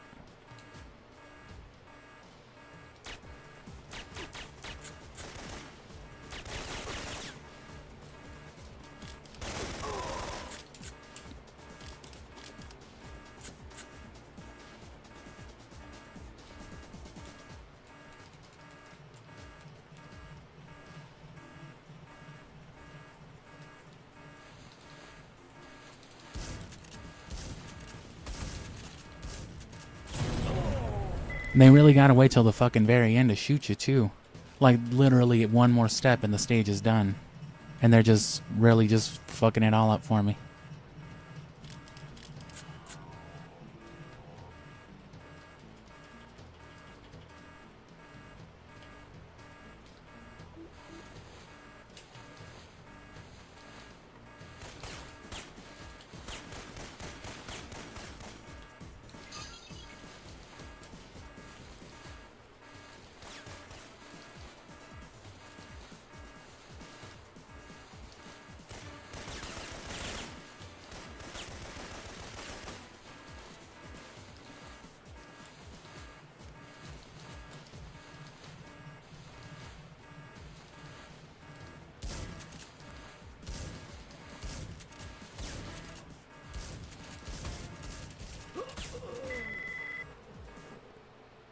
I think at this point I'm better off just just fucking calling it. Jesus Christ.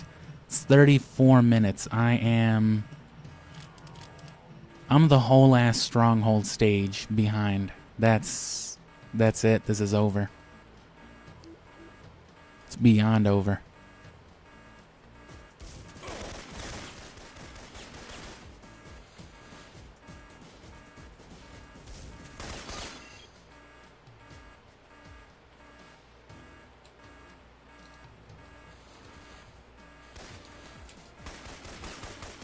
It really drives me crazy that they made that dude, like, not drop his gun either.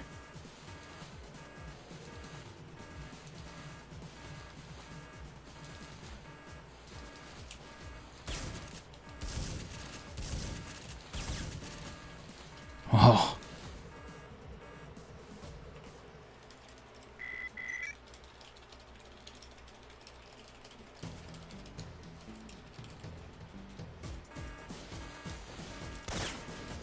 Oh, damn it. We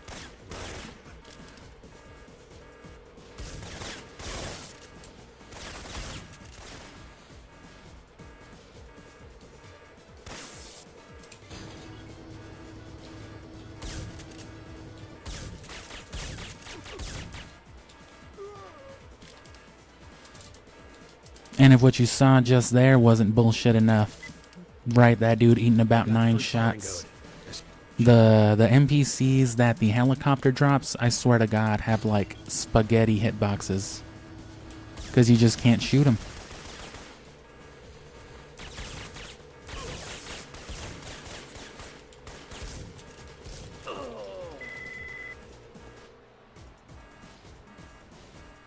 Leon. Right.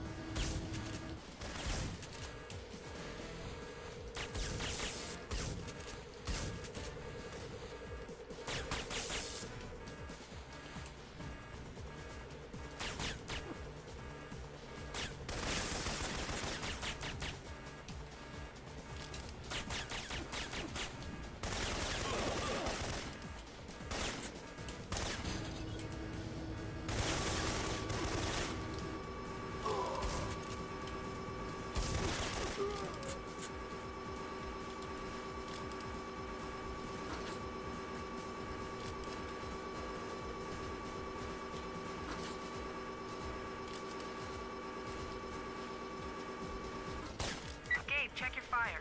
Damaging that missile could set it off.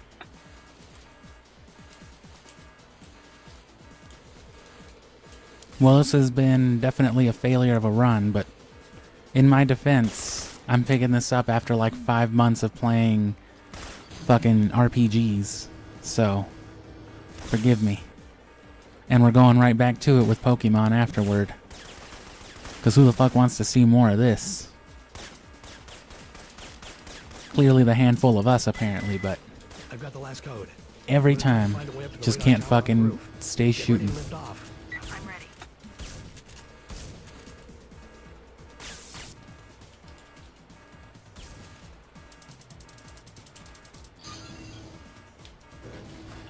Leon, I've found the elevator to the roof. Get ready to dust off. Gabe, the force is crawling with patrols.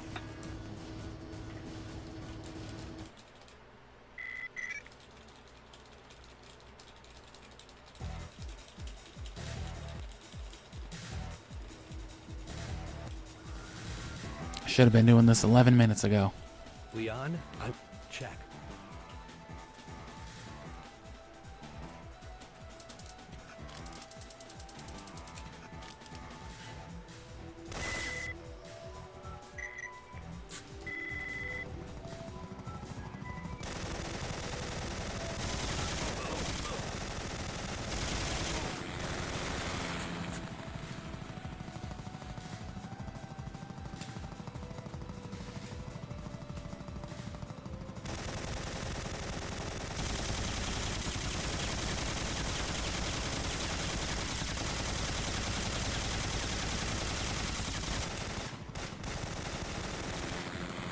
Well, at least I did that right.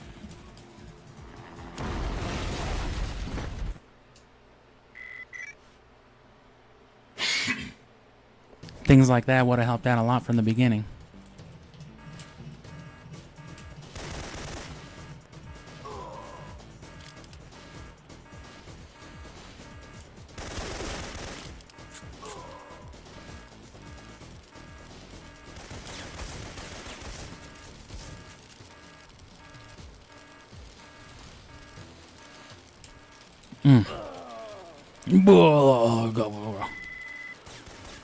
I guess since we've lost so much time anyway, we may as well revert to the brute force method and just keep going for the optimal route no matter what.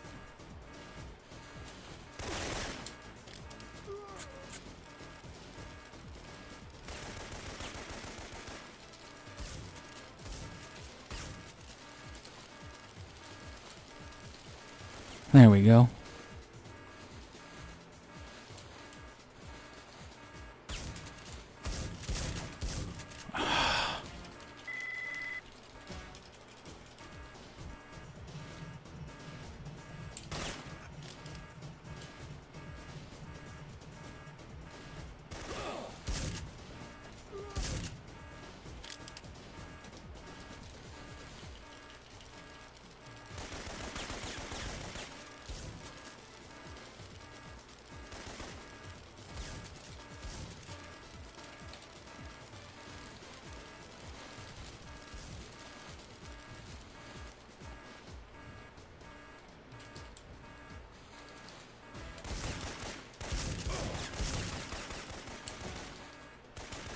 Fuck that other dude back there. No, no, no, no, no.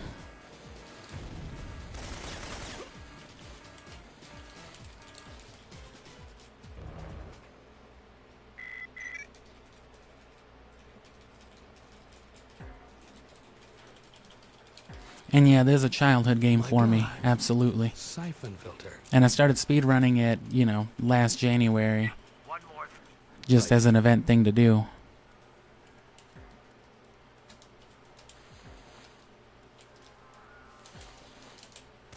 Oh.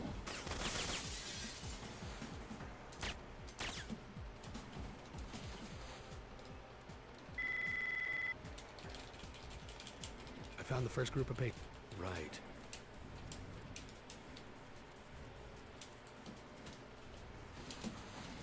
Those fucking double-blind studies are crazy.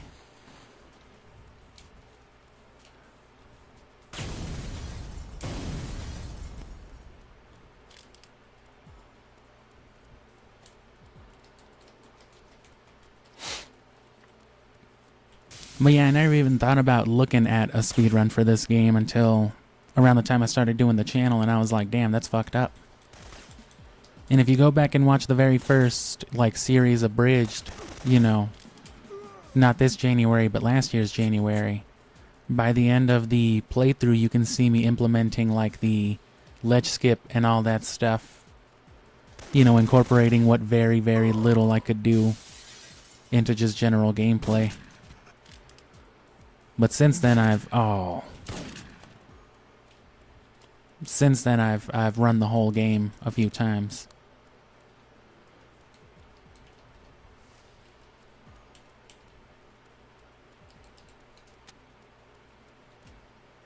I hate when it does that.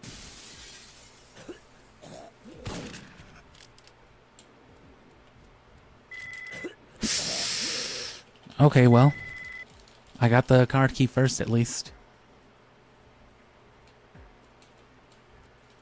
But that does mean,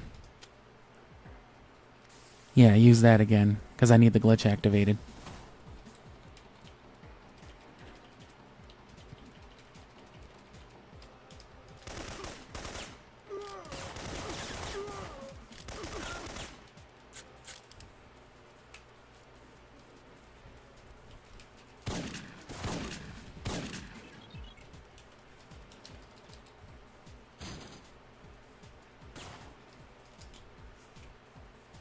Hit the palette swap or select first, and then yeah, palette swap at the window.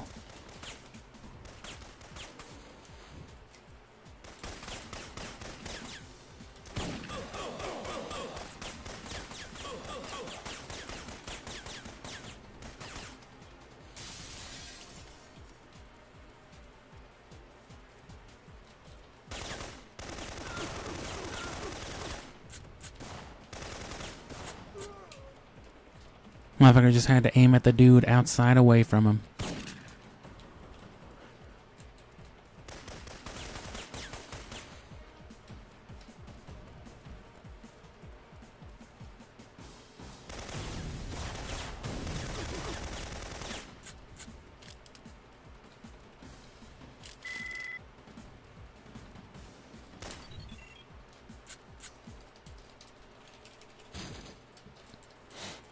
Those interact skips used to be impossible, speaking of, for me, but I've gotten pretty alright at them, I think.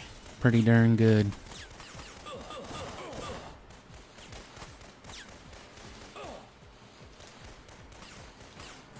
But yeah, that's why if you haven't heard already, this is the only game guaranteed to come back every year on the channel. Well, this series. January Syphonfilter month. So yeah, this game's definitely a big deal to me, at least. And that's the reason why, because no one's ever fucking heard of this game. Like, what the fuck is this even? It's wannabe Metal Gear. That's all it is, really. But it's really good.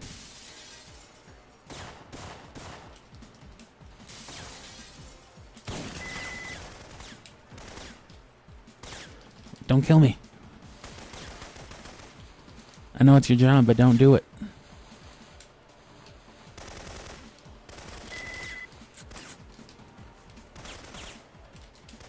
Oh, oh. Oh, little.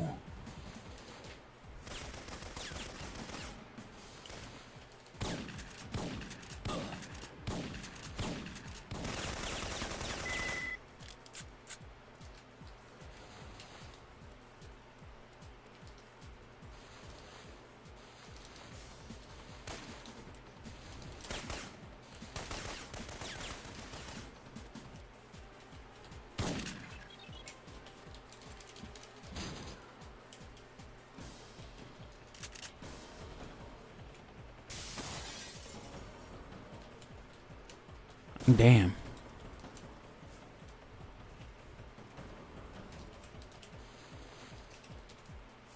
Pallet swap into the gas grenades. Damn, I should have done that here, though. Oh, a little too early.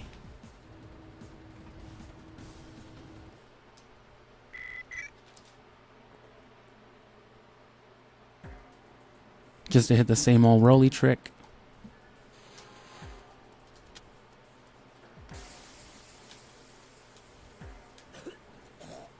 Activate the gas grenade cheat right at the beginning. Also kill that dude, why not?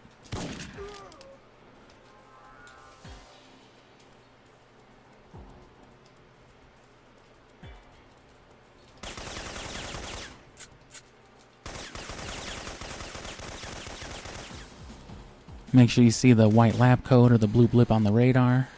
You know, the way it tells you the scientists spawn, because you need them running downstairs. They just start fucking hitting laps.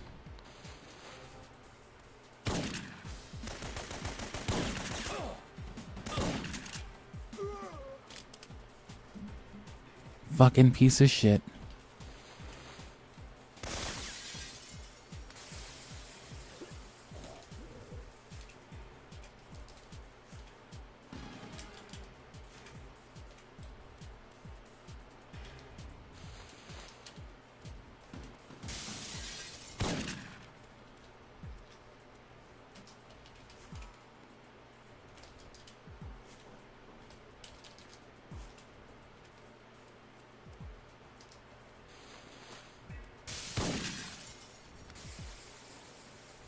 Why'd I do that?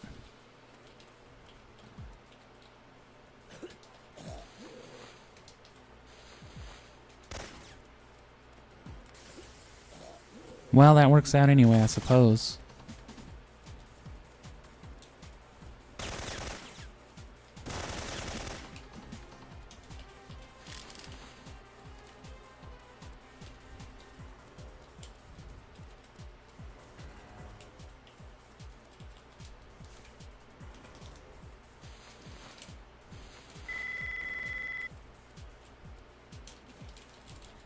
I think I know. Check. I think I know.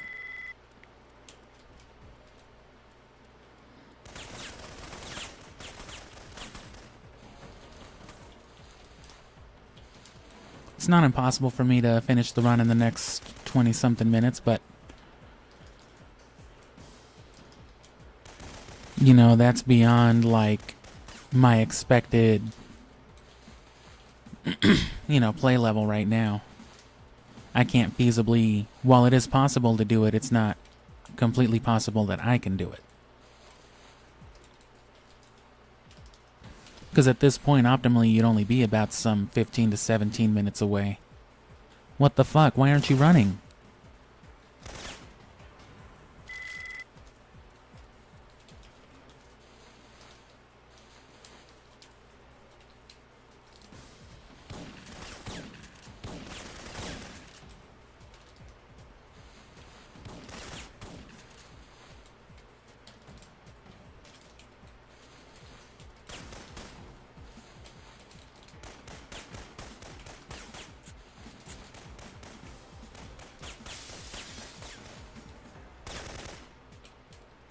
Piece of shit.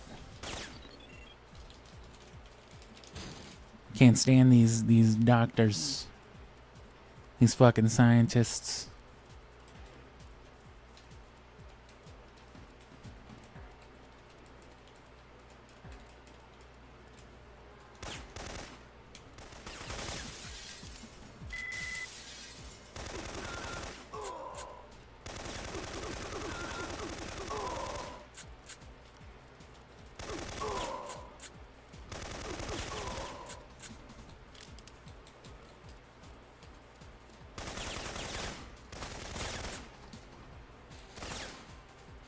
He was like, "Hi, I spawned late." He was the guy I really wanted. The guy with the G18. Piece of shit ass. Gabriel Logan.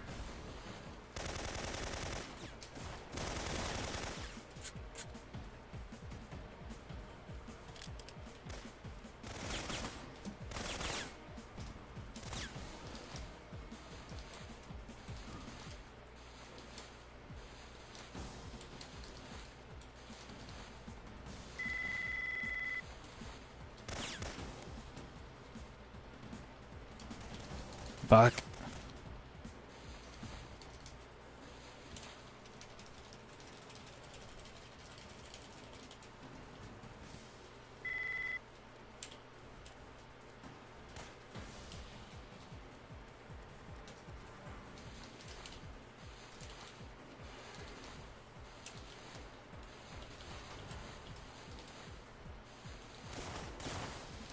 But yeah, as for why I'm speedrunning it now, just, you know, filler before Pokemon, as you know, which is coming up, I'll know on Sunday, when the first day is.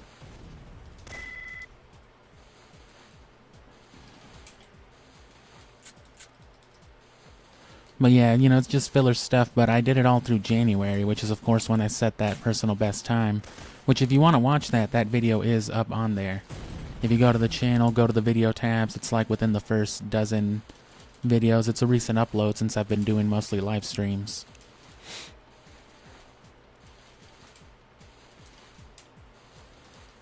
But yeah, you can see me get that hour 17, and you can see how many mistakes I make even in that.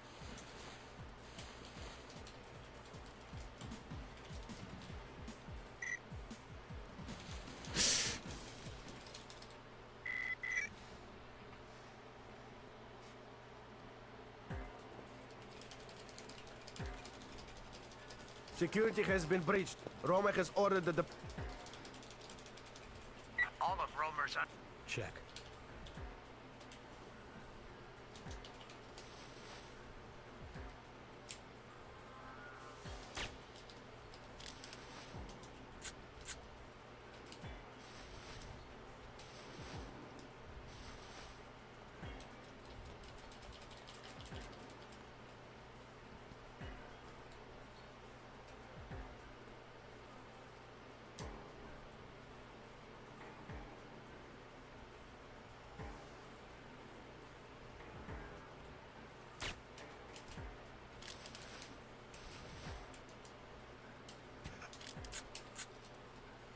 Oh, that was a little too risky there.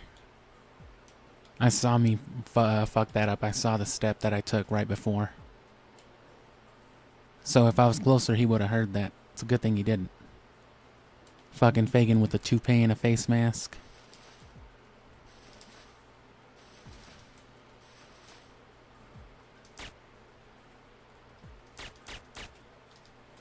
Oh. He was almost wise to me.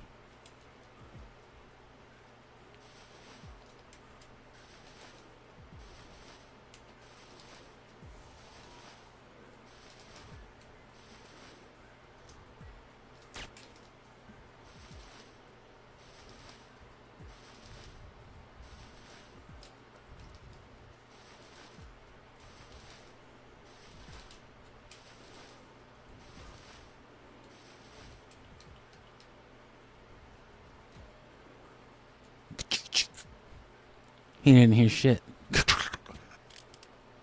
Huh? Imagine if your drawers coughed.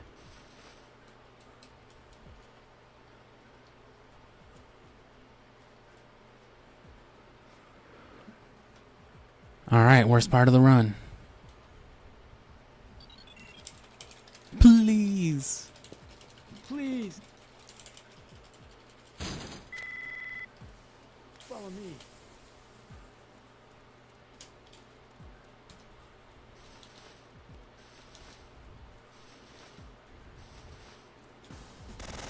Kill them. That's how you do that.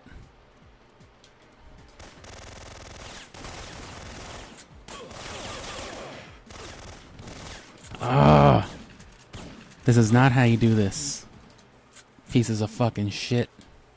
I hate that dude with the shotgun in the back.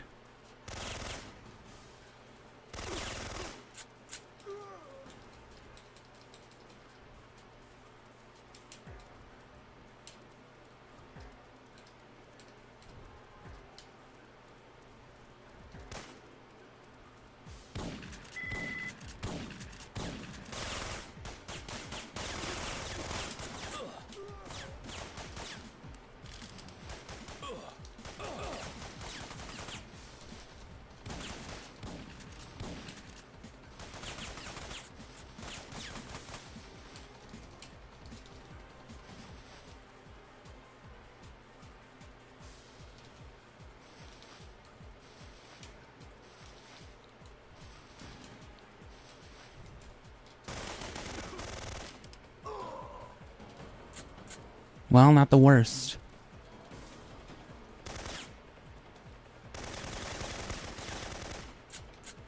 They could have been handled a little better. And then here comes this dude.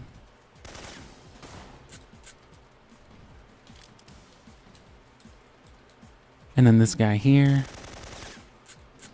So Fagin would have probably stopped anyway, so I guess that wasn't the worst little hiccup. This is still much better than I was doing before, but you can see we're still like 6 minutes behind.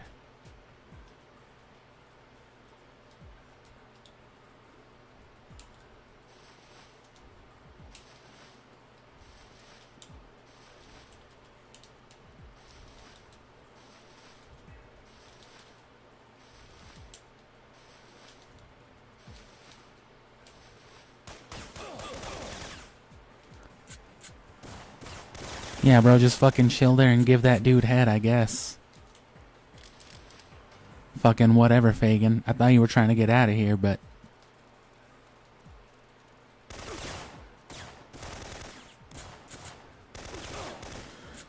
I have seen these guys kill each other on more than one occasion. Like, they'll come out sneaking and, like, aiming dead hard at one another.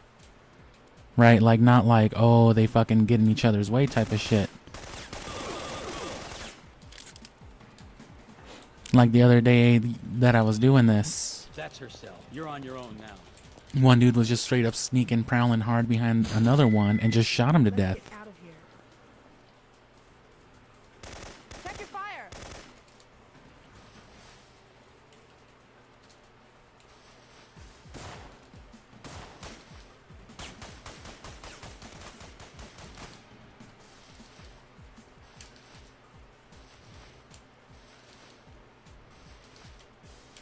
Got those wide rolls. Because otherwise Leon will do some stupid shit and clip her in the ankles and she'll stop. You don't want that.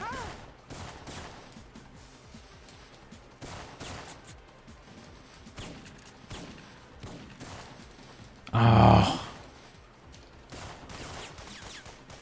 Especially on that part, if you run in front of her, if you fucking do anything, she just stops. You gotta walk behind me. I know where to go. Fuck you. No.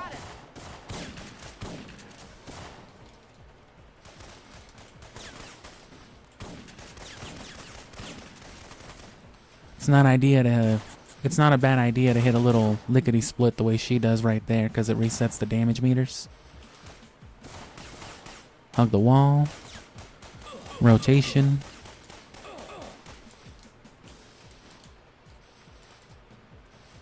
Checkpointing.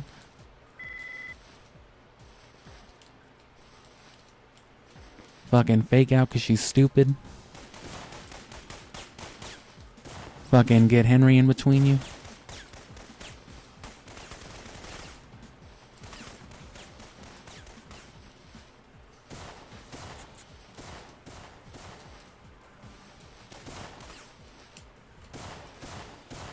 The stairs, please. Yes.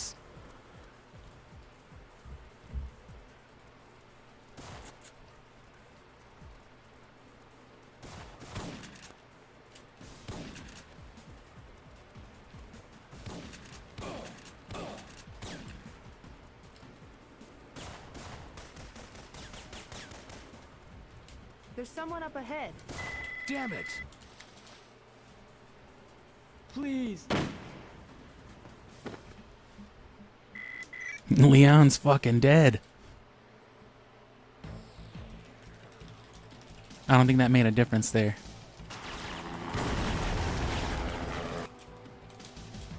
Here we go. Gabe, with both Right. Well. Well.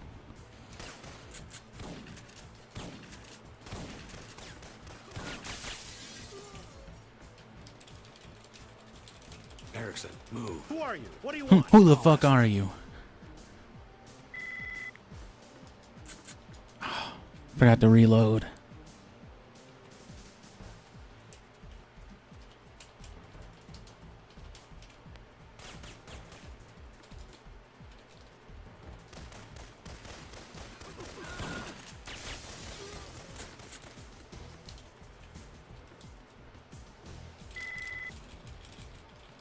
Check.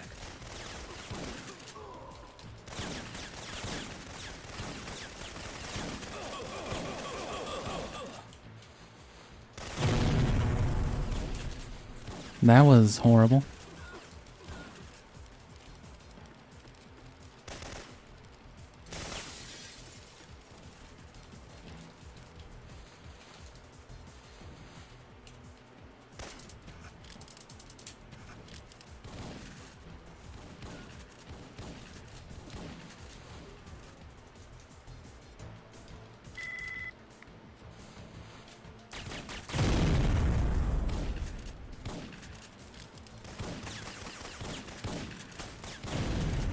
Oh, what a piece of shit.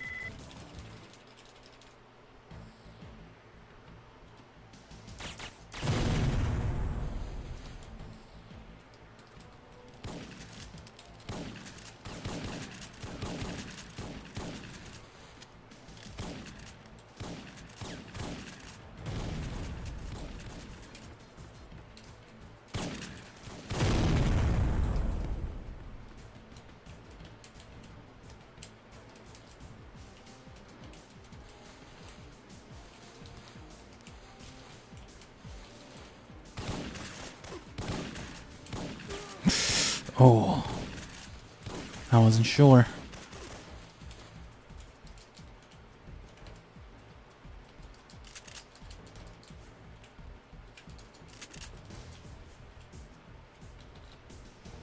And yeah, you don't want to be holding a shotgun.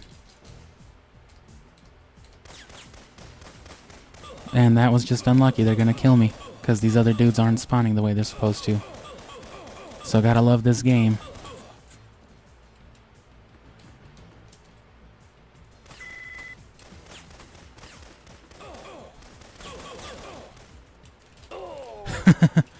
Yeah, there's supposed to be like 4 other NPCs that they're supposed to be distracted by while you're doing that, but nope.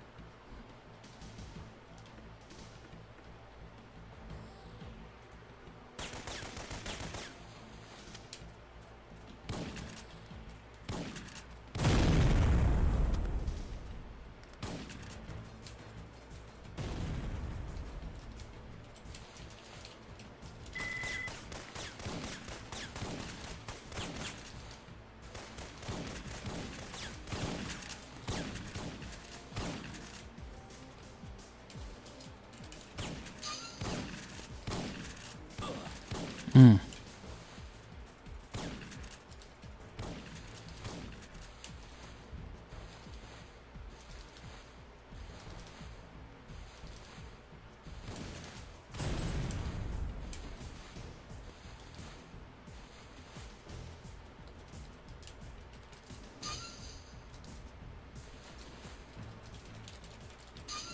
And this part should be hopefully good, as long as I don't alert those guys too quick to my presence. Only one dude showed up, so the other one's going to show up behind me.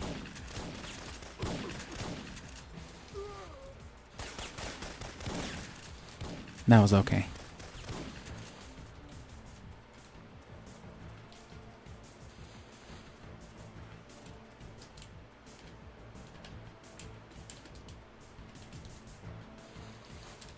That wasn't horrible.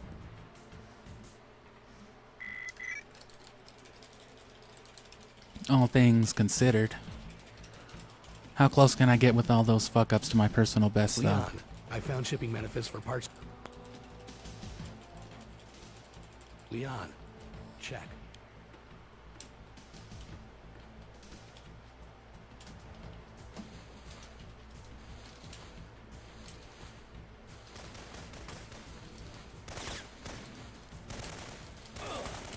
What a piece of shit. Dude's never even shot me before. He's shot at me a million times, sure, Leon. but... Right. Well...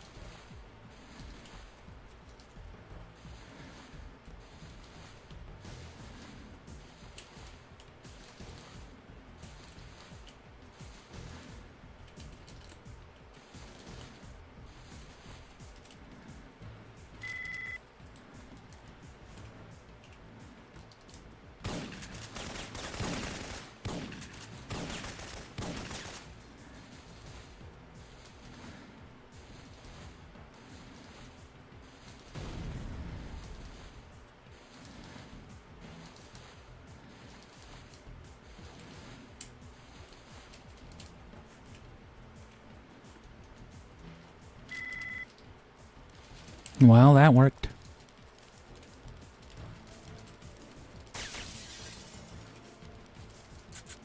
And here's the big one.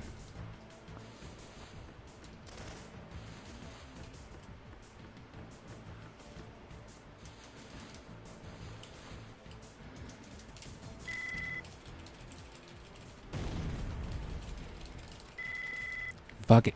Good enough.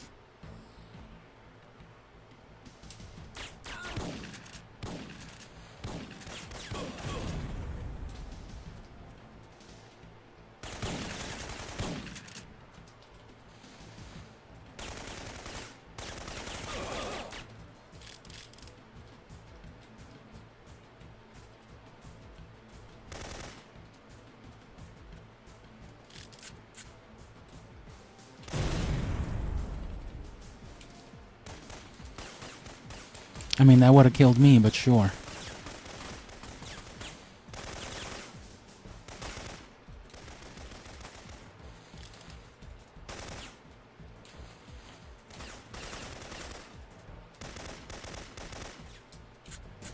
I mean, if they wanted to make it easier for me, why not?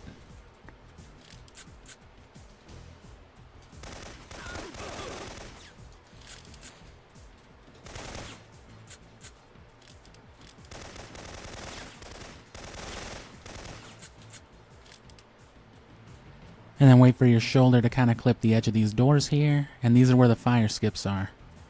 So throw the grenade. Gabe, that's warehouse 76. And then don't run too far from it.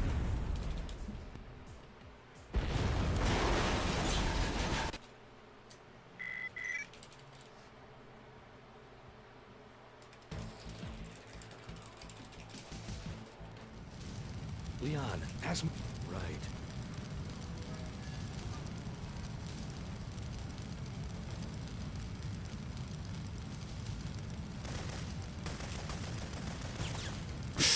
Yeah, I did that way too early. That's an easy one too. Leon, ask. Check.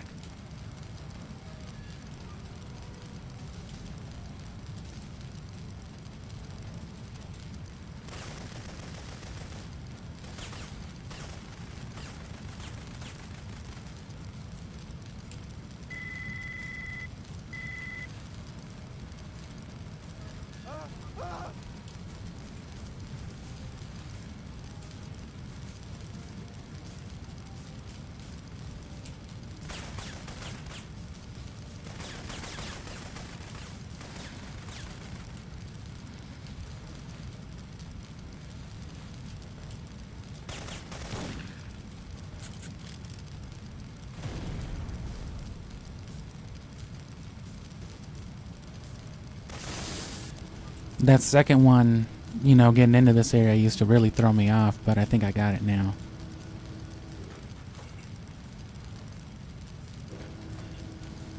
Oh.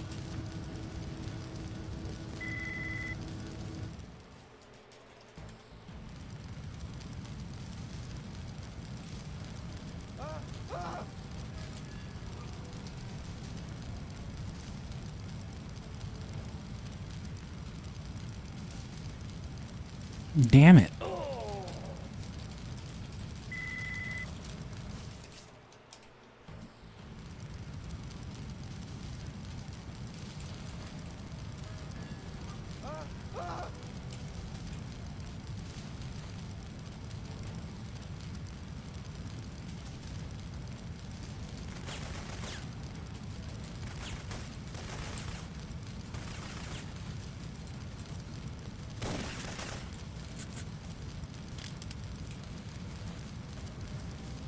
Is it not enough health?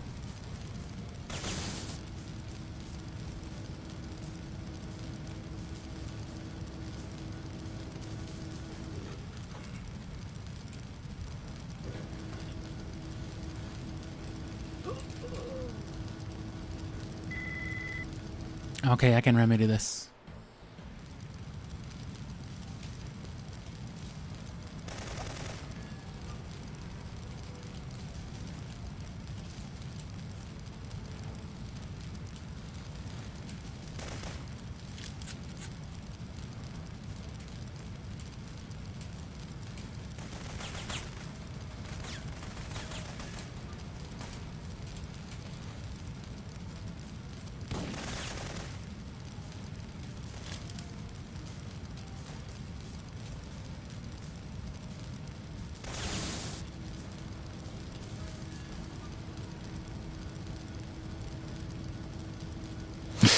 Oh.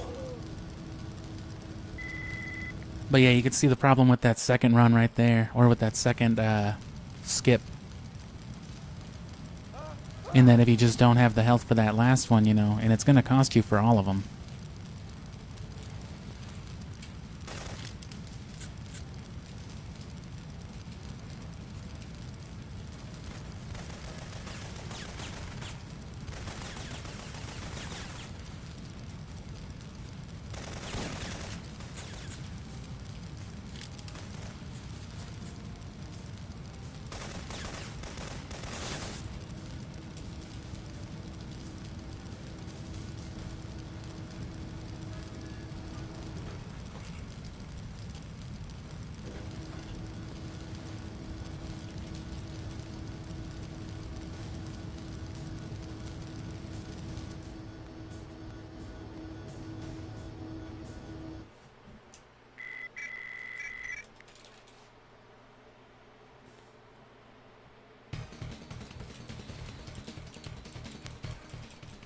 Watch out down there, Gabe. Check.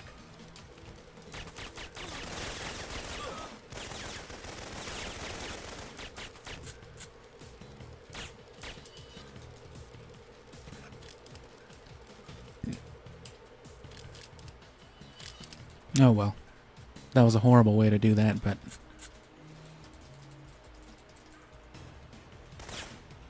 See if we don't fucking immediately die here. Nope.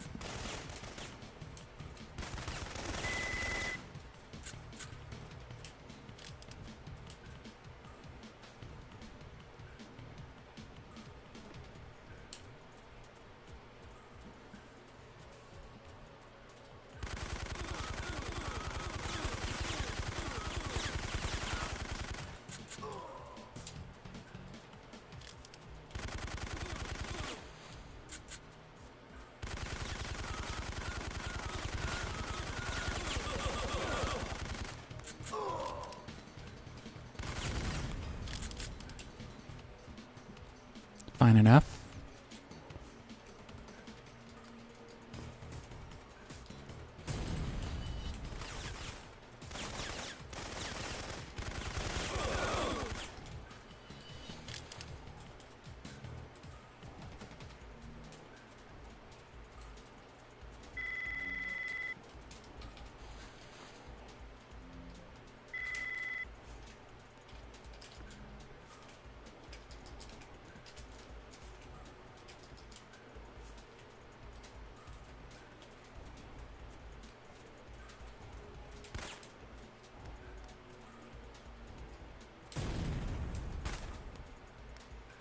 Oh my god.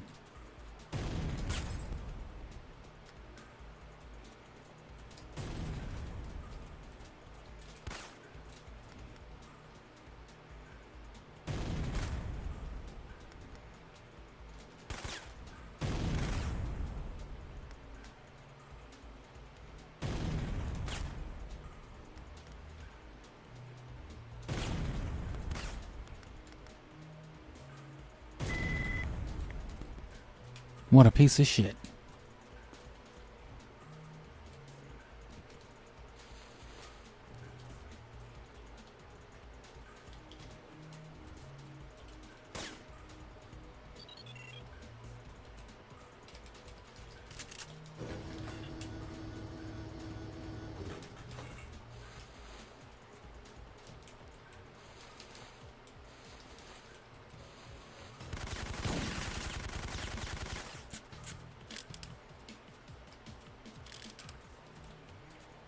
All right, round the corner and start rolling. So right here.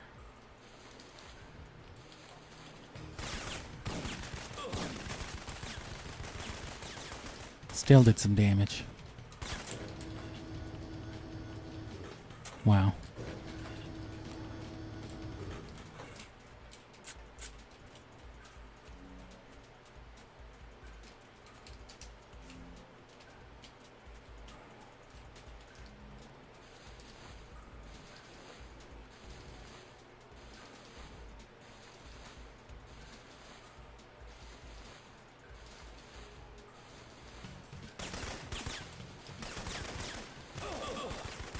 I've made it into the power room. I've made it into the power room. Be careful. Damn. I'm not sure what that will do to the power room. I heard you clearly. I don't have much choice.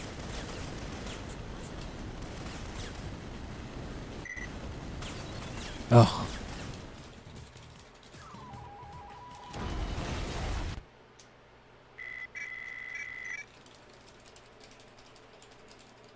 So yeah, we're seeing those first like 4 stages worth of mistakes right here. Let's see if that's all it amounted to. Are you there? Right.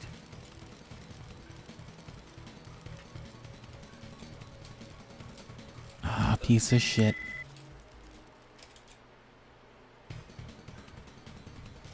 Gabe, are you... Right.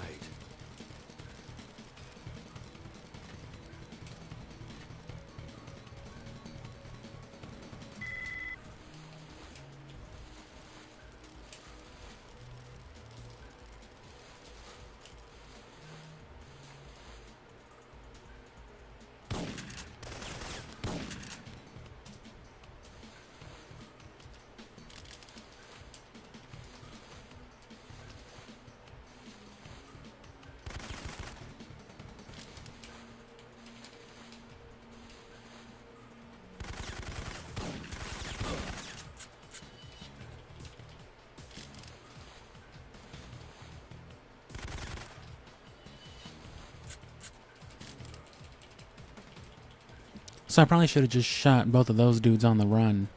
I could afford it with this health.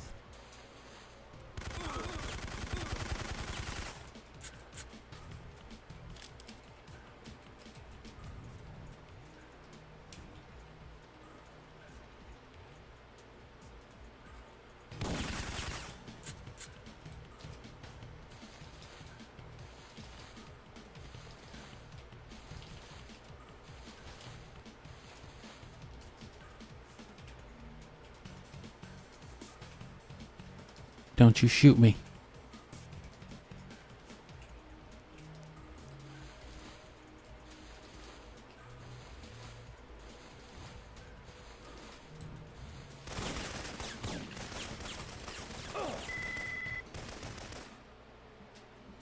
And they really only give you the one checkpoint at the start of the stage. That's one of the stupidest fucking things I've ever seen. One of the most useless checkpoints probably ever. They can give you a checkpoint after you drop down to that fucking dark hole where you die real easy.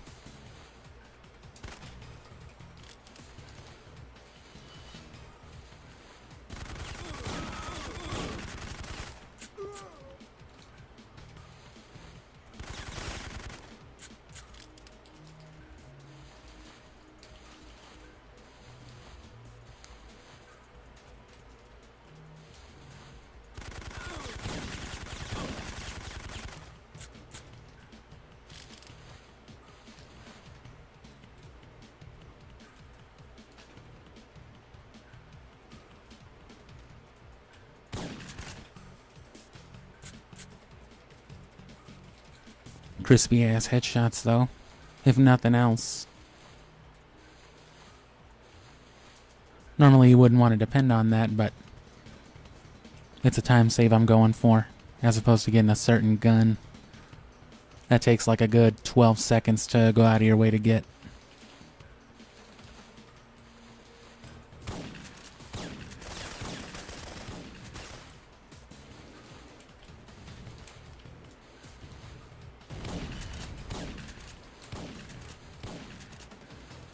Under, and then over with these guys.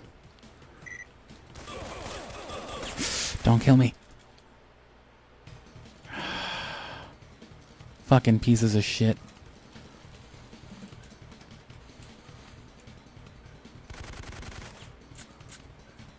The boss should have done it. The boss should have stopped them from shooting and doing all their shit, but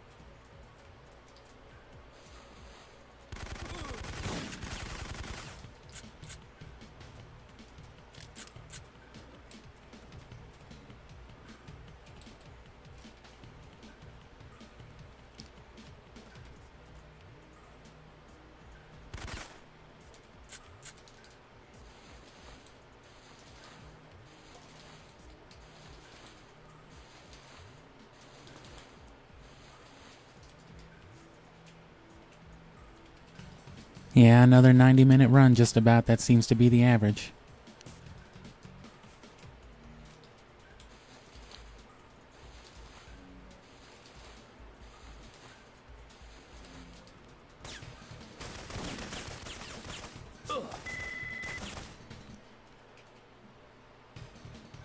I'm trying to use those guys as like my marker for when to do that properly.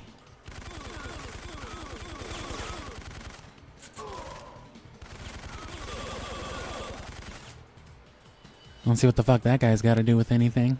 This ain't his beef.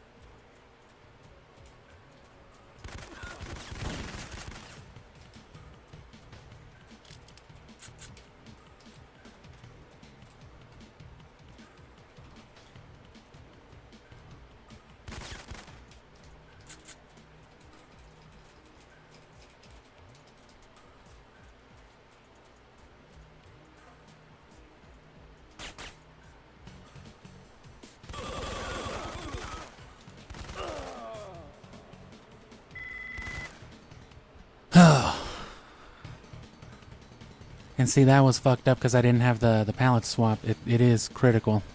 And I didn't even set it up right here. Because then I can't get my rolls.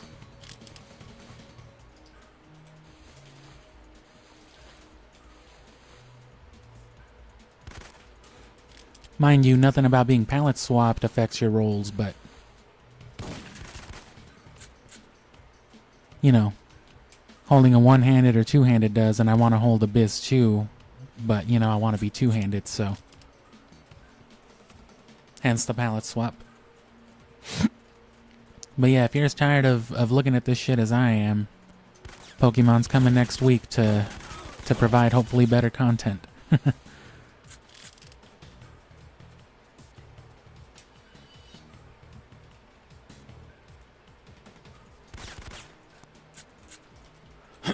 Yeah, because I won't be able to roll past those dudes the same way if I'm holding this just one-handed normal. So it wouldn't have worked out regardless.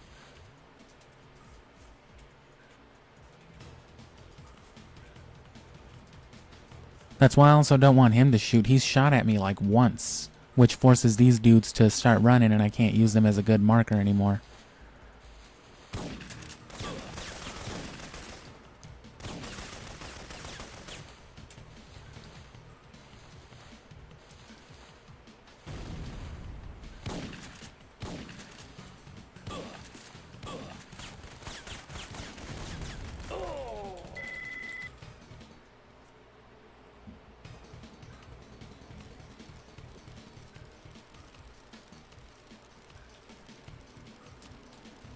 And this is what costed me most of my time on the personal best as it is anyway.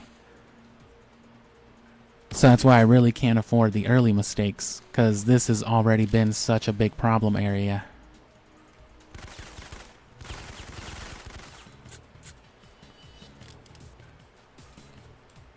Right, had I not made all those mistakes before, I'd only be like a minute or two behind.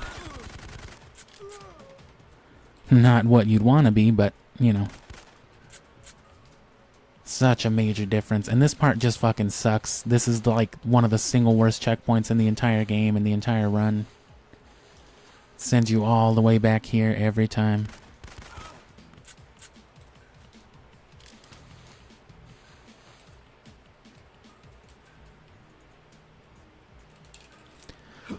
And he does that sometimes. God forbid you can depend on anything with this game too. Instead of just rolling back and grabbing the ledge like he has all these times that you've seen, he just decided to fucking go flying with it that time. That's happened once or twice before. Maybe it has something to do with the angle.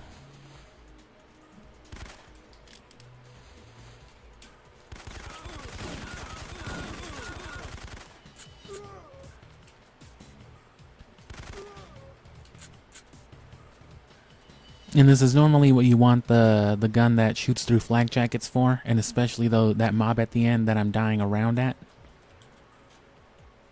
But you'll notice that it's not actually them that's killing me. It's the fucking one dude up on the boxes.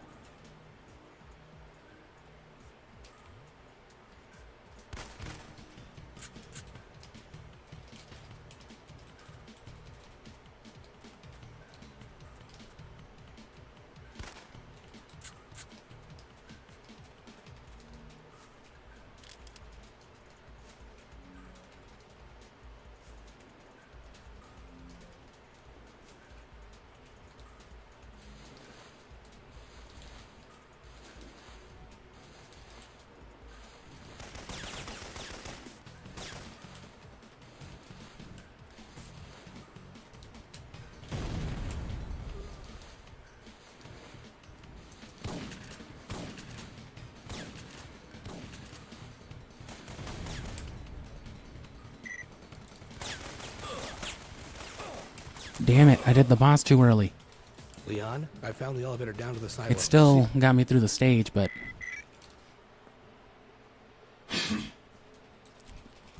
And this is it though, hopefully I can at least do this.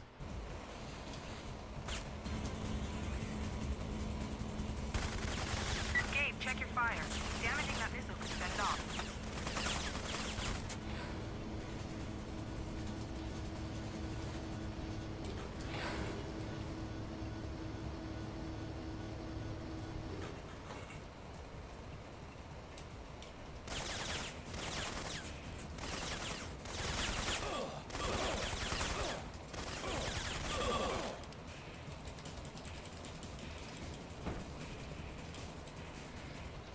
Come on.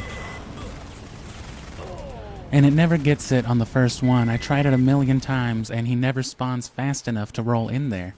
It's like it wants you to fucking fail it.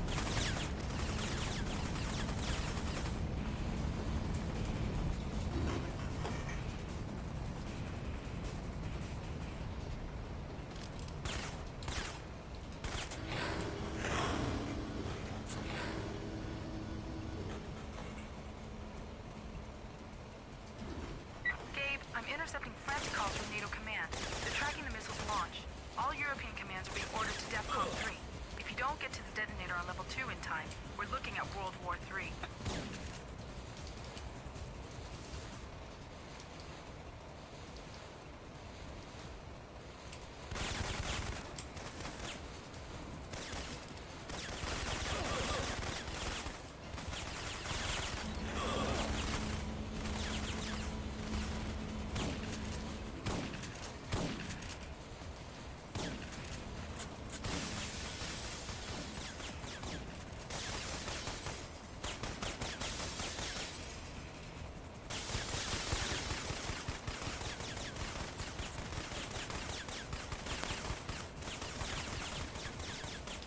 Whoops. Well.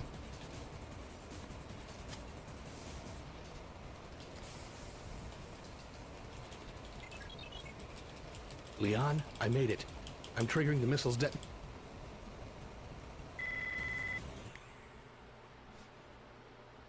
Logan!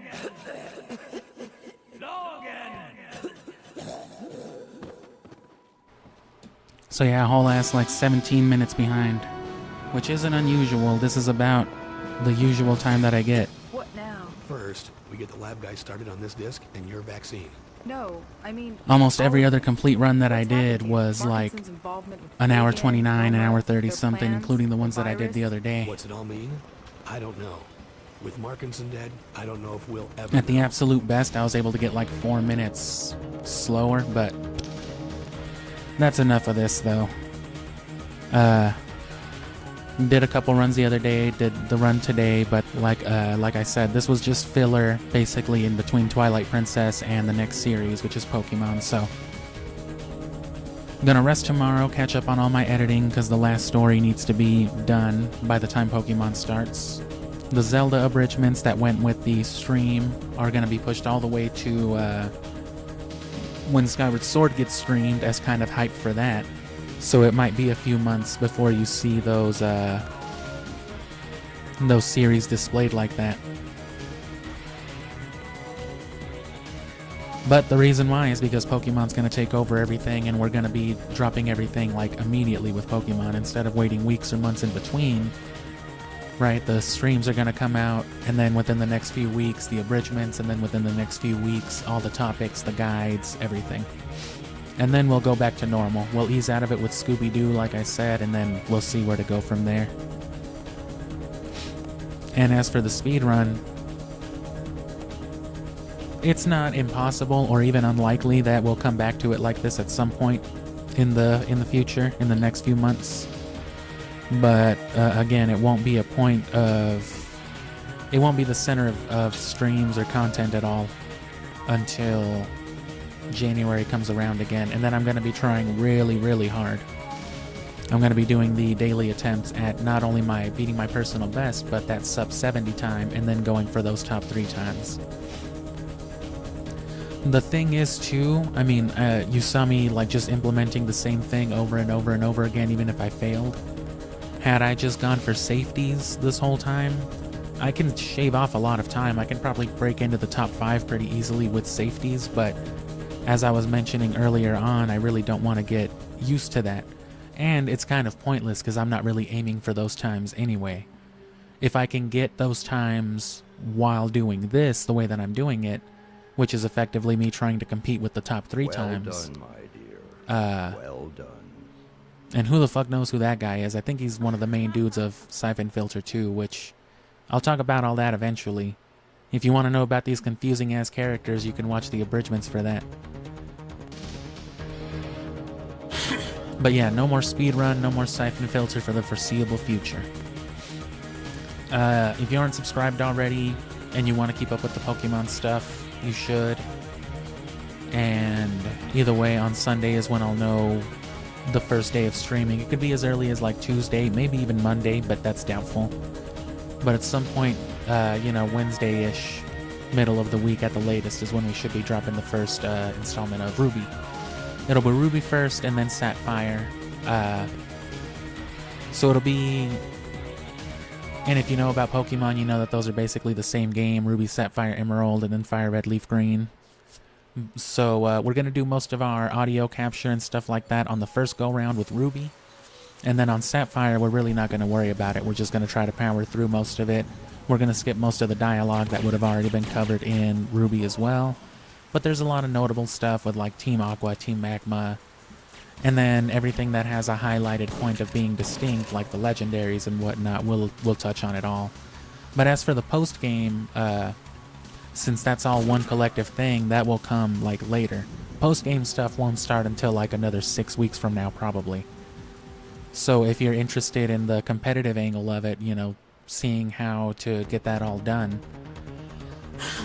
if you want to see me go and farm for the IVs and the good natures and all the things that you need to get a good breeding chain started, that's not going to come for like another month and a half. The first month and a half is going to be me playing through the games. I'm going to break it up with the GameCube titles, though, because Coliseum is probably the best game among all of them. I really fucking love that game. Really good story. If you don't already know, it was made largely in part by a lot of the same minds that work on Dragon Quest, so if you like those sorts of RPGs, Coliseum feels a lot more like those than it does an actual Pokemon game. It's, but it has the benefit of being a Pokemon game, compatible with the 3rd generation, so really cool. So definitely check that out, and let me see if I can't... What did I fuck up a lot on? But yeah, that time save at the end there. Or that mob at the end that was killing me that I tried to pause away from.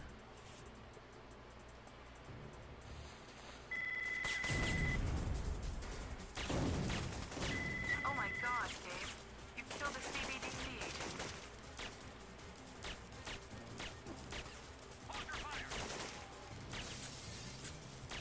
No one's safe. Yeah, but in the last stages, I don't think I can access these stages because I did new game again.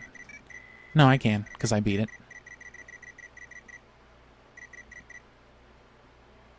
So like in this first warehouse stage then,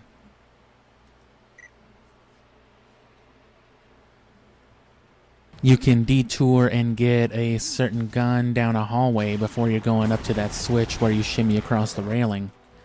And the point of that gun is to make those end game hallway sequences where you saw me doing the headshots, where you saw me dying a lot. Specifically for that, because that's a very rough spot. But the way that I'm doing it, if I were to be able to execute it properly, it saves like over 10 seconds just not bothering with that and going for the clean headshots. And the way that you saw me trying to do it, you can skip through those guys that way, but it's very, very risky and you gotta like time the angle very well.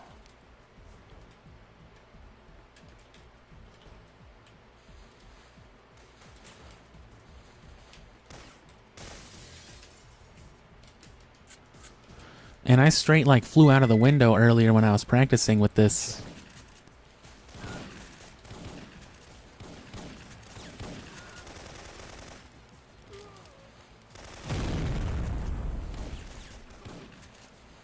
I'd like to get the hang of doing that, honestly.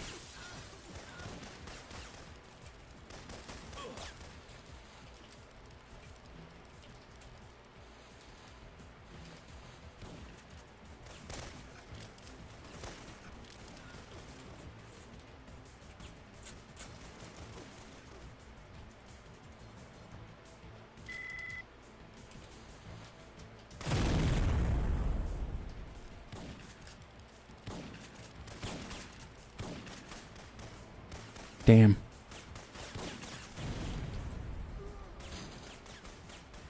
It saves like half of that animation's worth of time to do it with a grenade.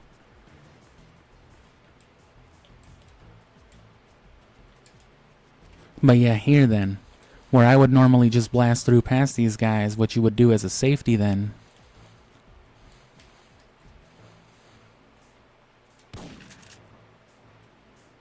is you'd come and you'd get this guy.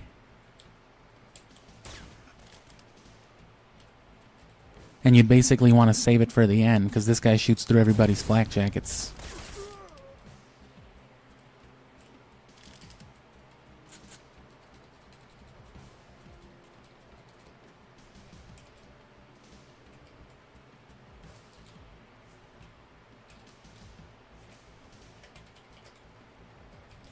And he basically, yeah, gets you through the end there. But nonetheless, Pokemon is going to be the focus of summer, so come back for that. And that should have much bigger audiences. People don't know what Syphonfilter is, and, you know, if you're not like the top 2 or 3 times, no one really cares what you're doing with the thing, so there's not going to be a whole lot of people here, naturally.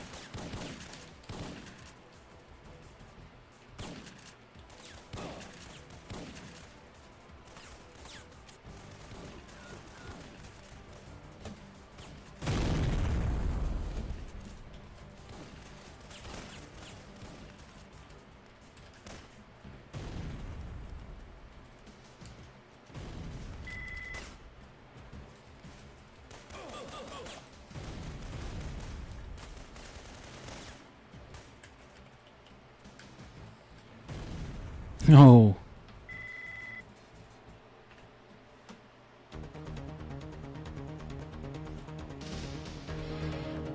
But yeah, that'll be the focal of it. Again, if you didn't hear me mention it already throughout Twilight Princess, if you want an idea of it, you can check out all the Chow guides.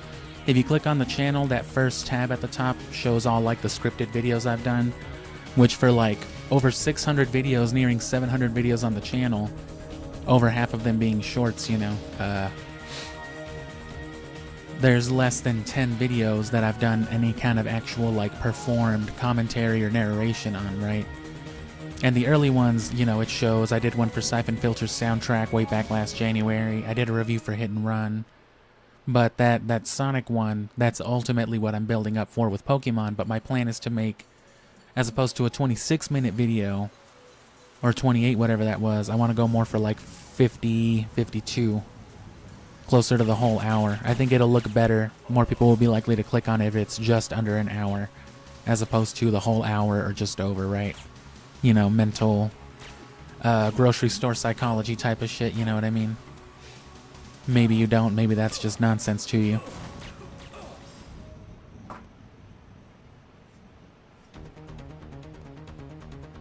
And while we're at it, I may as well,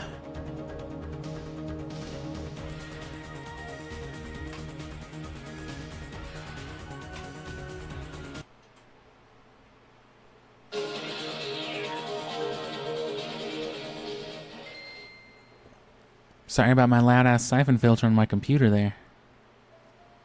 I was just trying to do this the whole time.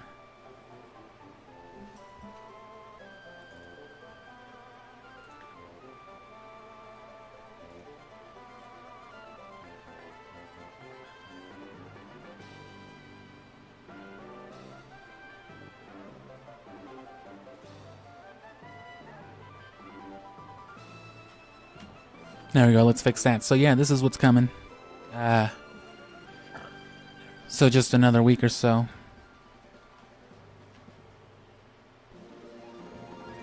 And yeah, with the Chow Garden, I unfortunately wasn't streaming around that time. And so like the actual process of me doing all that stuff, you know, it's not really existent in that way. But with Pokemon, it's all going to be streamed now. So that's going to be the major benefit of it. We'll eventually do daily streams, like I said, but that's going to be going into the post-game. And that's really going to be like 90% for just a lot of the breeding. Because if you don't know about Pokemon breeding, it's all riding your bike. And it can take hours and hours and hours of just rolling for the right nature and, you know, good moves and whatnot. Or just good stats and stuff, so it's time-consuming.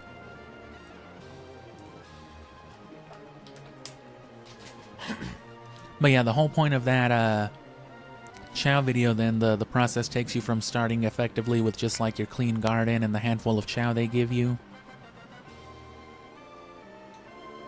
and you know how you can work that into like a self-sufficient machine, basically.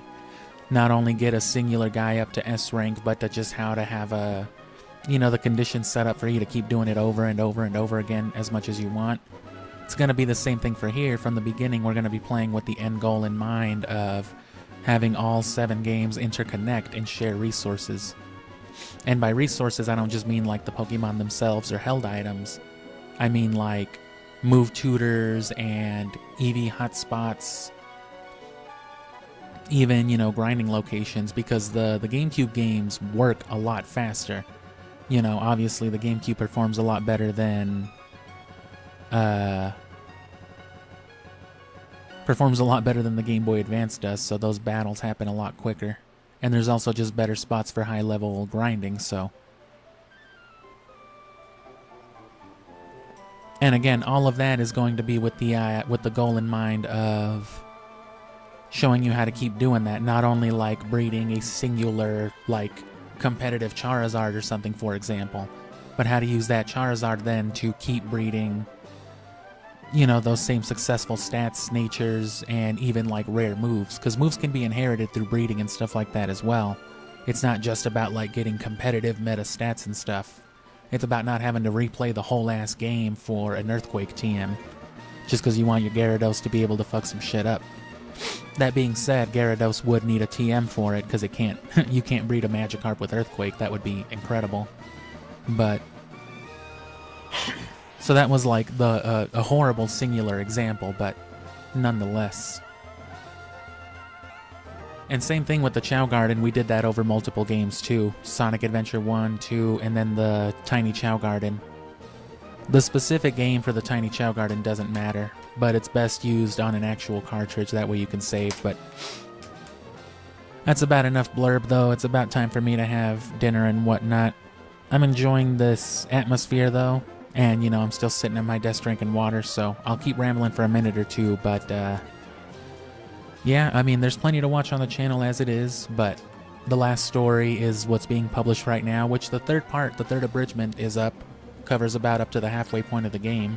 It's a very fun game if you like JRPGs. It was a very, I don't know if it'd be fair to call it exactly obscure, but it was one of those very, very, very Japanese things. It was kind of a big deal that it got imported and localized to the West.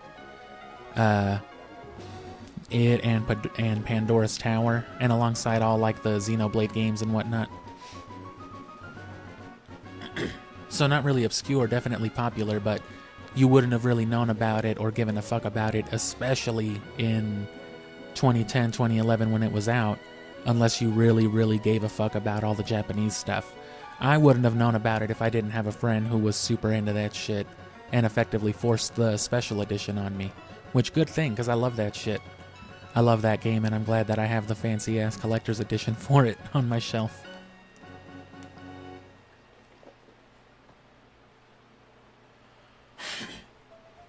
But you know, it's mostly story, so if you want to watch a bunch of cutscenes with me yapping over them, exactly like this, if this isn't enough for you, go ahead and click on all those playlists. You can still watch Wind Waker and Twilight Princess also, but you know what I'm saying? It's like, between the two of them, it's like almost 60 hours collectively of streamed content. So if you want to do that, if you want to throw it on in the background, fall asleep to it or whatever, but there's also Ocarina and Majora's Mask, though. Those weren't streamed, just recorded, so those are already cut up for you. And if you like old shit, most of what's on there is, you know, 2000s, PlayStation, GameCube type of stuff.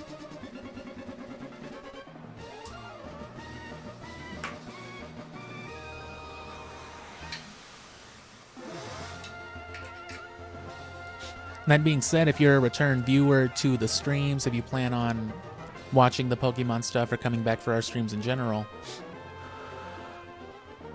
definitely give some input as to what you might want to see, not only in terms of the type of stuff I'm doing with the games I'm playing already, but if there's things you want to see me do, I'm trying to build up that angle of the channel more. You know, more social streams, stuff like this. Because I'll talk a lot during the gameplay stuff as well, but that's like business, you know what I'm saying? So like a certain amount of work actually needs to get done, and I can't just, and for editing purposes, I can't just linger on the end screen like this. I'm not going to do anything else with this stream but what I'm doing now, so I could sit here and babble on for forever for all editing me cares. But when that time comes, right, it'll be, the focal point will be commentary on the game and recording resources and things like that. Because someone's already said something once along the lines of like, why don't I respond more to chat and stuff like that, which I do pretty frequently, as frequently as people will interact, which isn't always a whole lot. But I always do it through, you know, through my speaking, right? If you're watching, I assume you're going to be hearing me respond to whatever you said. But to that end, when it comes to stuff like the main series things that I record, you know, chat interactions and all that are always going to take a back seat too, because, you know, I'm trying to fucking do something here, you know what I mean?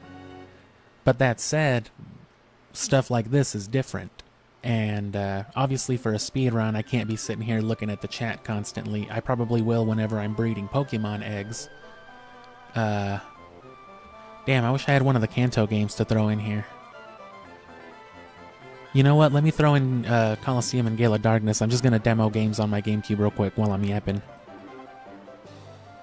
Which I've thought about being like one of those like 24-hour live stream type of channels. You just click on there and it's just Nintendo intros and shit. I don't particularly dislike the idea of those things, but I don't think it would be a good, you know, fit for the channel. I don't think it would be very kosher here.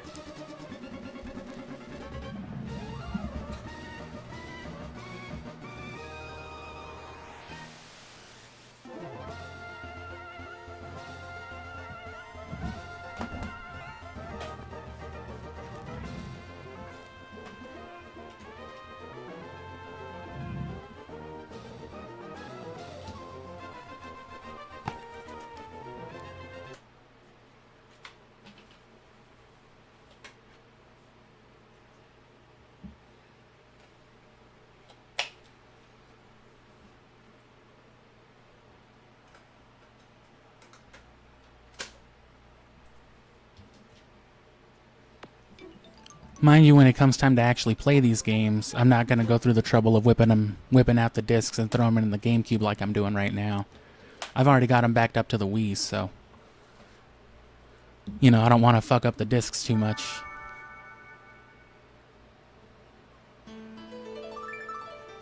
But if you're unsure, it is fully native, and it works, it's fully compatible still with the GBA link cables, so. This game, though, is fantastic. If you haven't played this one, if you've only ever played like Emerald or Fire Red or something, this game fucking eats all their ass. It's an incredible game. Like I said, dudes who made Dragon Quest, go watch the Did You Know Gaming video about it. They already fucking did all this shit. Let me not tell you this shit like I didn't just hear it from them. Which, I've been following Did You Know Gaming since they were just doing like fucking Facebook posts with like memes like, did you know Zelda is left-handed? Wow, you know, share on Facebook. You know what I mean? Before they were doing like the fucking deep dive investigation type of shit that they have the money to do now. So to that end, even on things that I haven't played, you know, throughout the last couple of, like the last 25 years that I've been actively gaming, I guess, I've been very well informed thanks to Did You Know Gaming. I know there's a demo for this one too, unless there's only one for Gale of Darkness. I know there's one for Gale of Darkness for sure. No, there is, because the title screen changes. It shows the legendaries afterward.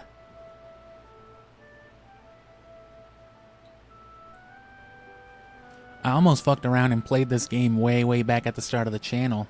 I played for like an hour and I was like, nah, it doesn't feel right. And I'm glad I didn't, because I'm glad I saved it for now. But yeah, all these games connect to each other. The GameCube games can't connect directly to one another. Not even through like memory card interactions. So they need the Game Boy games as an intermediary, right? So you get Ho-Oh in this game for doing effectively 100% completion. Not really, but on this game, instead of catching wild Pokemon, you steal Shadow Pokemon from, you know, evil trainers. Which the concept of Shadow Pokemon has come back now with Pokemon Go. But this is where it originated from. But if you catch them all, purify them all, and then do like the 100 trainer challenge in the options menu, you get Ho-Oh as a special gift. So if you want that, say on, and of course you can see the Johto starters, which was, this was a big deal too. A lot of Johtomon. But yeah, you do all that, and say you want it on your Emerald or on your Gale of Darkness next to your Lugia. Yeah, they're showing you all the shit there.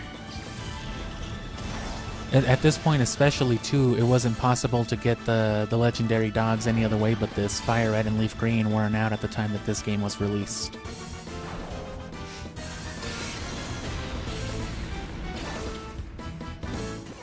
But yeah, all that takes trading with the Game Boy games first. So you'd have to trade it to Emerald and then trade it from Emerald to Gale of Darkness or vice versa. Whereas the Game Boy games can connect to one another with the link cable, or to these games with that cable. And you can of course battle between all of them. You don't even need data on this one to battle. Oh, it was the starters, not the legendaries, I'm sorry. I'm gonna do the Gale of Darkness one after too. And then Gale of Darkness is a sequel to this one, so it's the same thing, Shadow Pokemon. Which, this is where Shadow Lugia comes from. Shadow Lugia is the only Shadow Pokemon to have a distinct design. Which I guess you'll see that here in a minute when I run the demo. But you've probably seen Shadow Lugia, the big purple-black Lugia with the red eyes, if you've seen it.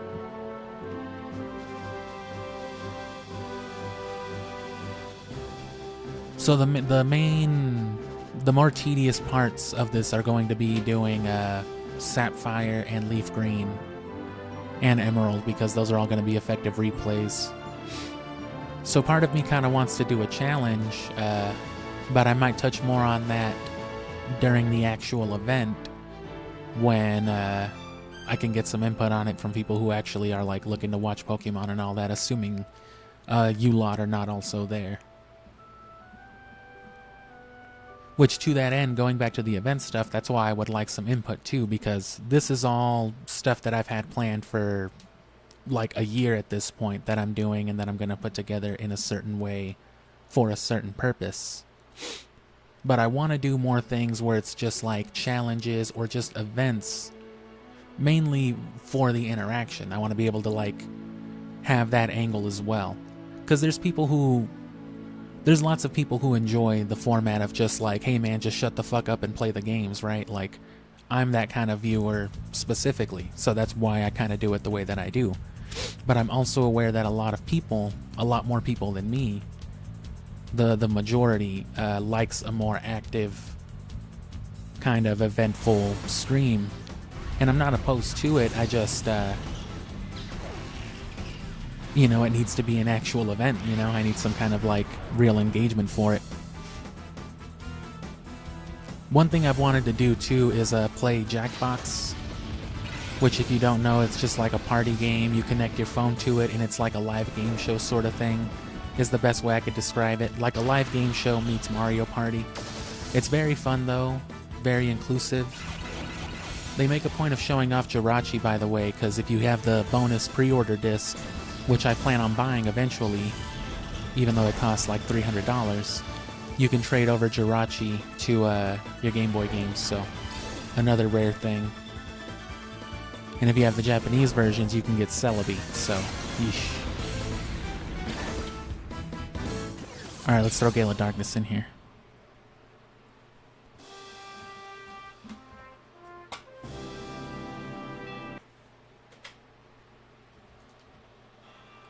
And, you know, I just want an excuse to do this, too. I like that my setup compensates for me being able to just switch. Whoops.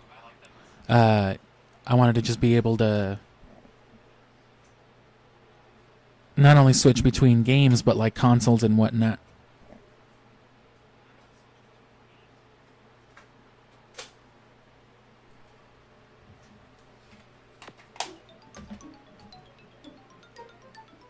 Because, you know, every other one of my consoles is just at the ready. You know, it's just a button or two away. And it's all hooked up to the same capture and media system, so I want to do more with that. You know, I want to have like a live chat telling me to fucking play some PlayStation, or oh, I need a controller.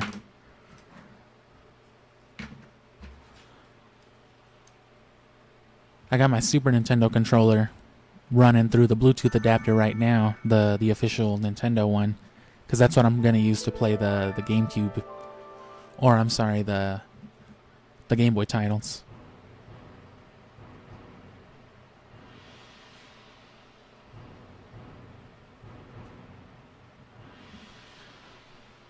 But yeah, of all the Pokemon available in this generation, they're all scattered throughout these games. Almost every Pokemon that isn't a legendary is available in more than one title. The sole exception then, if you didn't already hear Aogami in my one short while I was playing Shin Megami Tensei 5, Slowpoke is the one exception in that he can only be found in Leaf Green. Can't be found in any other game, so that effectively makes him like the rarest non-legendary. Fucking Slowpoke, can you believe it? There's ways you can get him through glitching otherwise, but I'm gonna avoid doing a lot of that. And hello, welcome back. Thank you for not being here to see me absolutely just ass that speedrun. You missed 90 minutes of failure, so congratulations. And as you already know for sure, this is what we're going to be doing. This game won't come until later, though. This game will come towards the very end. I'll make a point of playing this before Emerald, though. This was the last game to come out in the generation right after Emerald, like 6 months after. So when you consider these like expansions the way you would in a trading card game, it makes a lot more sense. And Bonsly's not actually a Pokemon you can get here. They preview both Bonsly and Munchlax, which are Gen 4 Pokemon, but because they're Gen 4 Pokemon, they not really functional beyond the minigame they're included in. Since they didn't have base stats or anything really, I think they're just reskinned. Because you only use them once in a minigame and you can't actually catch them or use them. So I'm pretty sure they're just reskinned Munchlax, or Snorlax and Sudowoodo.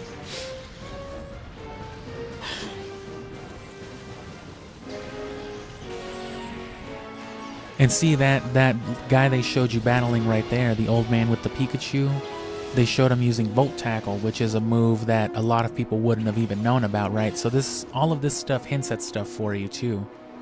Because Volt Tackle's an incredibly rare move to get. You need to breed and then right there they're showing you the starters with those moves. They don't show you what moves they are. They don't show you the name, but they were the elemental hyper beams, which if you would have transferred a Pokemon like a Charizard or a Sceptile that knew them, for example, your Charizard with Blast Burn from Fire Red, you would have seen the animation, and there's Shadow Lugia, fuck yeah. And upon seeing that, you would have been like, holy shit, that Cyndaquil just used Blast Burn, which that's a whole ass achievement here. The same 100 trainer challenge that you do in Coliseum for Ho-Oh here yields you one of the Johto starters at level 5 with like their strongest elemental move. Which I plan on doing all of that, which means I'm going to do that 100 trainer challenge 4 times across 2 games. And that's just a singular thing. That's just for those 4 isolated assets. That's going to be hours and hours over on top of everything else that needs to be done outside of like the probably 60 hours that it's going to be, 70 hours of general gameplay. So it's going to be a lot of Pokemon. And we will go back to everything normal. Right, we're not permanently becoming a Pokemon channel, but for all intents and purposes for the summer, you can consider us that.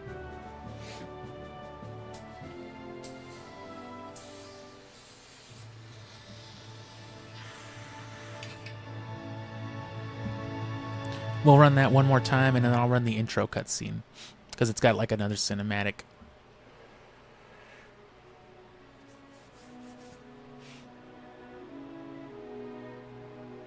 But yeah, all that stuff that I'm talking about then is basically going to get compiled into what is effectively going to be that hour-long video. I don't know what I'll call it yet, but it's going to be another Ultimate Experience video, as the Sonic one was called. And it's just going to cover it all from the beginning. Because you got to start somewhere, you know. And there's a lot of restrictions as far as needing certain items or needing to have certain thresholds, certain achievements to get certain different items that you need to make the whole thing easier, and it's just so much. The difference, thankfully, despite it being so much more than the Chow Garden, I was always way more into Pokemon than I was Sonic and the Chow Garden. So this is nothing new to me. I know all this stuff not from like research, which I have researched a lot of stuff throughout the years, of course. But it's all been through, this is how I played Pokemon, you know, when I was in junior high school. This is why all the fucking turbo nerds I knew who played Pokemon alongside me could never beat like a single one of my Pokemon. And yeah, that Volt Tackle, that's a rare thing. It can only be bred onto a Pikachu if one of the parents is holding a very specific item that itself is very rare to get. That guy himself that they showed using it is actually one of the opportunities that you have in the entire generation to get that item as well. In Fire Red and Leaf Green, there's like a 2 or a 5% chance that a wild Pikachu will be holding it, which is already rarer to catch in the forest. Right, so you've got to encounter like 5 Pokemon in a row before you encounter Pikachu. And then there's like a 1 in 20 chance that one of those guys will have the item you need anyway, so it's very time consuming. You can steal them from that guy's Pikachu, you can take up to 2 of them. But see, as far as like the Gen 3 timeline went, again, this was the very end of the game. So Pokemon like Lugia and certain assets like Move Tutors and whatnot, they were saved till the very end here. This is like a victory lap type of game for the generation. And yeah, see, there's the versus mode. Right, which you don't even need data on here. If you've got 2 people with GBAs and 2 link cables, they can just go at it in 3D. Or you can do double battles, 2v2. Either with one person on the GameCube or the other 4.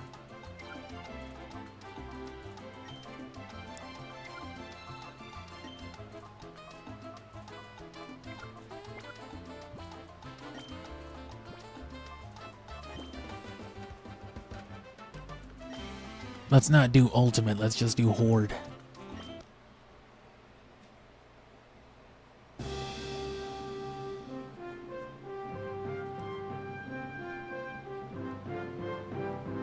Okona? They give you a Gyarados and a purple Jinx? Damn. And then yeah, I'll cut the intro cinematic. But yes, this is where that 100 battle thing happens, Mount Battle. Which the last guy is using like a Kyogre and all kinds of other shit too. Latios and Latias.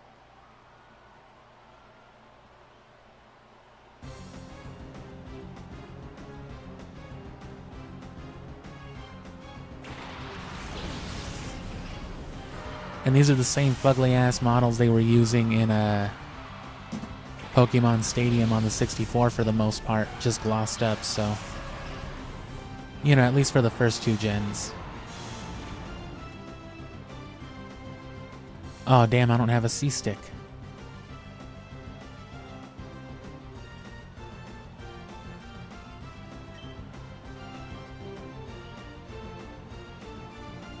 Let's just let this song loop a little bit. But yeah, all of that is going to go into, I guess, to the ultimate goal of just having multiple teams. I want something a little catchier than that, but there's just a certain time investment with Pokemon that would make it unfeasible to do something like, I've thought about doing like a full competitive living Pokédex, for example. Which, you know, your Pokédex is where everything gets registered. And living Pokédex is a fan-made term which refers to you having an active collection of every single Pokemon, all 300 and something. Which that in and of itself, I could knock out of the way a lot faster than I think some people could, but to me that's not really worth much itself. I've thought about the idea of doing like a competitive one though, so everything level 100 with good moves and good stats, but that would take, even working at like an intense pace the way that I'm doing it, it would just take months and months and months. I would have to be like a literal dedicated Pokemon streaming channel. So that's just not something I'm willing to do. So I'm going to try to make the most of it, but I need to find a catchy way to market it by the end of like these 90 or 100 days. No, I didn't mean to battle again. Oh yeah, and this guy's default name is David. The other one's default name is Wes.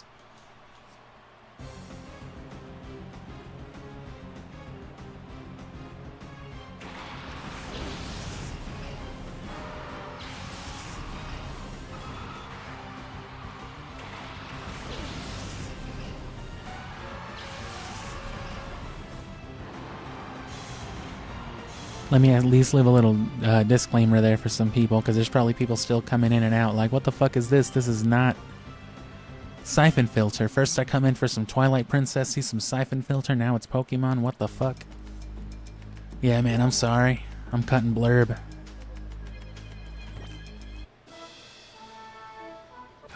Why do they make it the default option?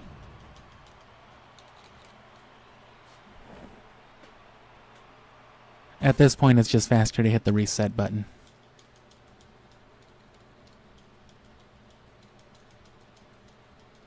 It takes about as long at least, and it guarantees that I won't fucking do that again.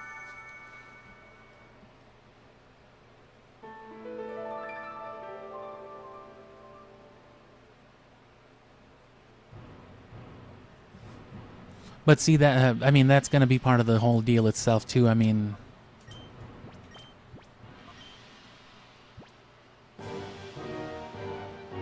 Or no, it's Michael then. Why did they default him to David? Would it default it to just one of the three, I wonder?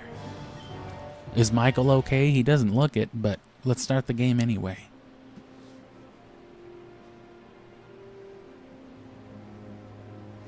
Yeah, the point is though, once I get all this set up, say I plan on doing at least like a team per game. And then maybe like another team just as like a full competitive dream team or something. So I'd be like 8 teams, that's about 48 Pokemon at minimum. Which if it's the right 48, if I ever decide to pick the series back up, say next summer I want to do Pokemon again for 3 more months, I could knock out the rest of like a competitive living dex in that time alone. Because I'd already have the stuff to work off of. It would just be a matter of like taking what I already have and okay, let's breed a collective 80 hours. And it would be very easy to do because it would all be set up. So it's all about getting the setup, you know, networking the games is the end goal.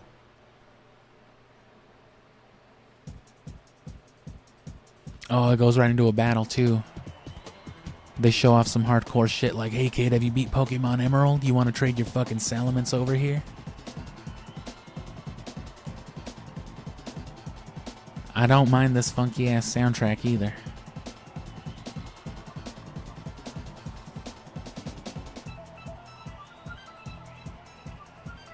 But yeah, that'll be the end goal of it. So stay tuned all summer for that. Zelda will come back eventually, and you know, go check out a series, preferably the last story, because it failed as a stream and no one's really watching the abridgment. The shorts are doing all right. Same thing with Shin Megami Tensei 5. The streams and the abridgment were, you know, less than well performing, but the streams or the shorts seem to get attention at least. So it's always something. That's why I just kind of throw it all out there. But if you like this specific sort of content, I guess not what we're doing right now, but if you caught any of the gameplay stuff, Twilight Princess, whatever else, if you want more of that, you know, definitely check it out. It's all within the same spirit, it's all in the same nature, even if it's a game you never heard of or some strange Nintendo shit or another.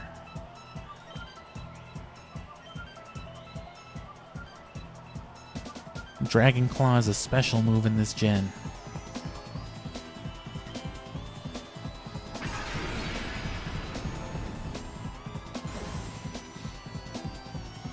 Yeah, come back for more of the same then, just with Pokemon, or go back and look at what's already there. More than anything, I recommend usually the Zelda stuff because people like Zelda, and also the Cartoon Network stuff. Especially if you're a little bit older, because it's like 2000s Cartoon Network type of shit, so it's very good stuff.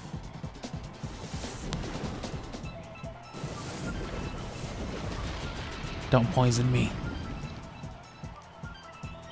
Alright.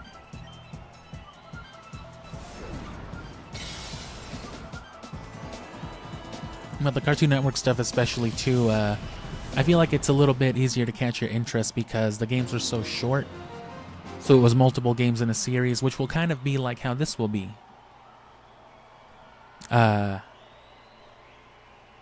Right, as opposed to one game comprising the series with its content, it'll be a bunch of games. That's already kind of how the Cartoon Network one was, but that only amounted to like a 15-minute review.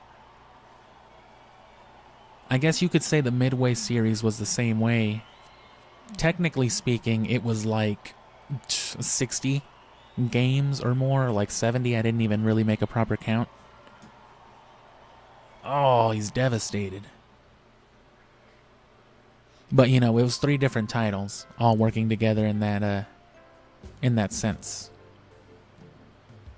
Which, that series was fun, but I never did anything with it other than, like, just a supercut of the FMV. Made fun of, like, the FMV that they had in there for, like, 10 minutes. The FMV itself is interesting, and as I've mentioned, I kind of want to throw that stuff on as well. I mean, while I've got you now, if you feel like engaging, let me know if that's something you'd want to see tomorrow. Because I really don't feel like playing or do anything tomorrow like that. But I could definitely throw on some FMV, put it on the channel because it's not properly streamed anyway, not to its completion. And, you know, that could be something you could throw on. That's the sort of thing I'm talking about because those sorts of assets are always useful. And it's interesting. I've half paid attention to, like, a lot of the ones, at least for, like, the Mortal Kombat stuff. And, you know, there's some definite interesting insight there, you know. I mean, it's always interesting to hear from the minds behind the early work of this stuff, right? Like the people who literally came up with Mortal Kombat. The fucking toasty guy and everything. That dude is cool. He seems like the coolest guy out of all of them. I think his name is Ed Boon. No, Ed Boon is the creator guy. And you see a lot of him in there too, some interviews with him. But if you like the old arcade stuff, I guess that would be good.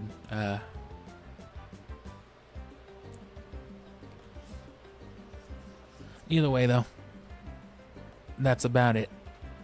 I know I've said that already, but you gotta realize that I'm also just sitting here smoking, so.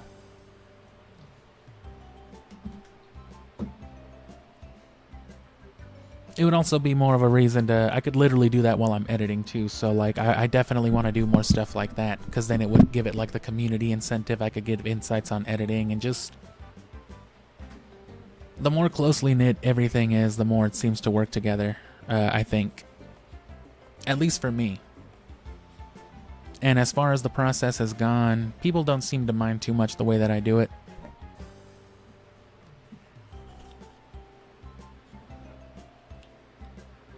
I understand there may not be, or I understand there may be people who might not care too much for, you know, me stopping to capture a soundtrack or something as often as they come up or whatever else. But, you know, the people who have stuck around and see it understand what it's all going for. And if you've already seen the channel, if you've been with it before, you know what it amounts to. So it's all a process. So with Pokemon, it's going to be a lot of that while they're being played through the story, right? Basically up until we hit the credits. Once we hit the credits for a game, we move on to the next one. And then we're going to save the collective post-game just for everything. Right, so we're not going to beat Pokemon Ruby and then go and hunt all the legendaries and then go and do all this and then go and do all that.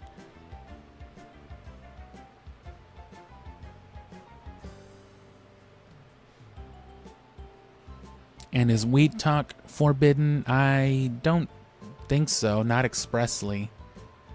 It's always YouTube is more concerned with just like the egregious use of foul language or like, you know, concepts and things like that.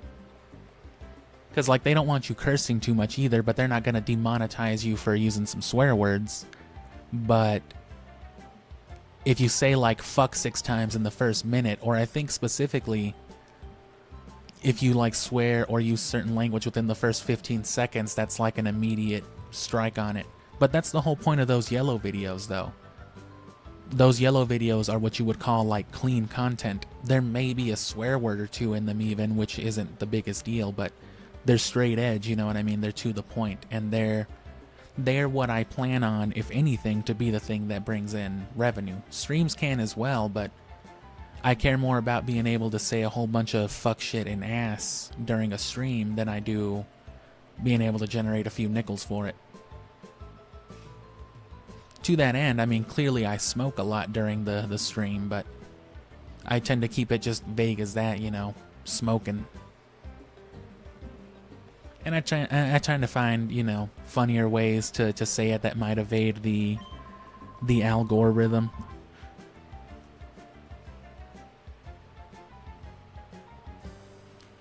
But yeah, like I was saying, if there's any natural path to certain side objectives, right? Like if there's some very obvious dialogue that leads us to like a legendary encounter or something like that, we'll definitely follow it for the sake of natural progression and, you know, to highlight how the game might have planned to reveal certain things to you. But for as far as like me going out of my way to get certain assets and things like that, I'm gonna save it for, again, the collective thing. Because it's easier to post game once you've got all your resources, you do a little competitive breeding, and then you post game it with like just a team of fucking monsters, you know, who have no business doing like some, you know, fresh post game shit. But over the long run, you know, that's gonna save hours and hours and hours and hours. And the coordinating of it is more important than anything, because I need to know the order to do it, and I need to be sure, because I can't waste time. Everything, every little trade takes time. It takes, you know, seconds. And then if you're trading a whole team over, it can take a couple of minutes. And the only way to share items is to have a Pokemon hold them and trade them over, so Pokeballs, rare TMs, or anything like that. You typically also want to coordinate one title for one thing or another. You're going to be breeding on one game, level grinding on another one, farming for certain resources on another one, and then just trading as needed, you know, because that's the most effective way to do it typically. But if you're not already familiar with every title in the generation and what it has to offer, it's hard to make the most of it. But that's what I'm here for. Right, I'm finally putting 20 years of Pokemon knowledge to great use. And again, if you don't already know, because I haven't talked about it too much recently, but I talked about it a lot going into like this business year, January, I guess, with Syphonfilter. This is like my business year, I guess. That's why I'm trying so hard with all the streams, and especially with Pokemon.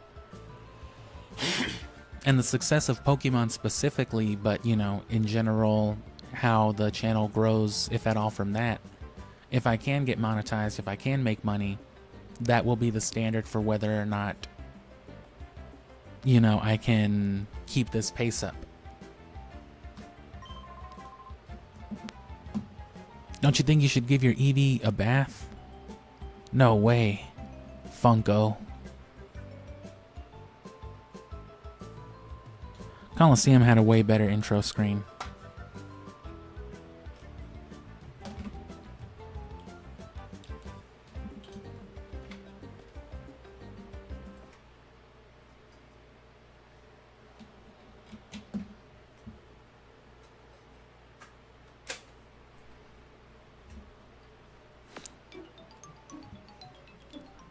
And of course,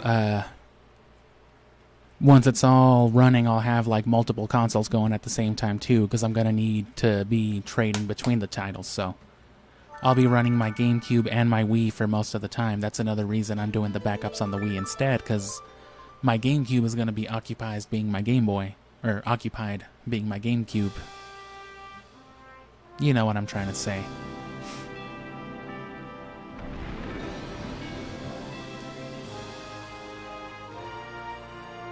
But yeah, my hope is that that racks in the subscribers, racks in the views, and if it can become something substantial, then I can keep the channel going at that pace, because then I'll have reason to believe that it'll grow from there.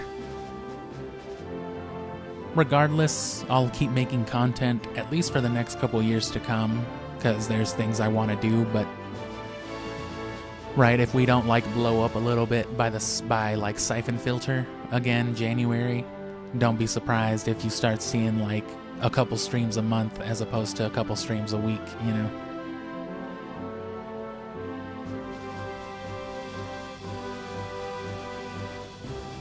Or at the very least, don't expect a whole bunch of like scripted content with it, because that's the real time-consuming part of it.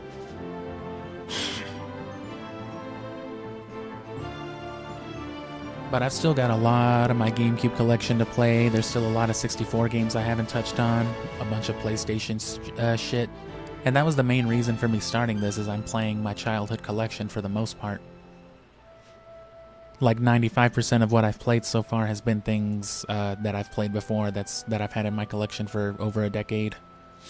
But you know, things like Shin Megami Tensei 5, more modern titles obviously don't apply. Takes a while for this to get to the cinematic, huh? But yeah, if you're already excited for Pokemon, or if this looks cool if you never fucked with it, this will be a good one especially, but right, you're gonna have to give this one at least like 3, maybe 4 weeks too. Because Ruby and Sapphire gotta come first. And I'll see if I can't find some way to make, again, the sister games more entertaining. Because RPGs can already drag on a little bit, especially old, you know, 8-bit, 16-bit ones full of dialogue that you gotta read.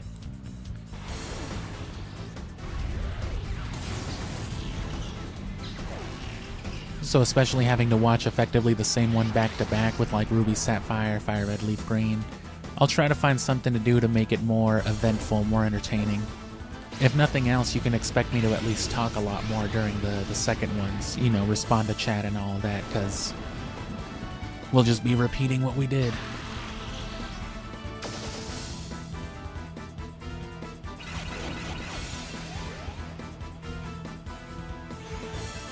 For Fire Red and Leaf Green specifically, I was actually thinking about playing them in tandem.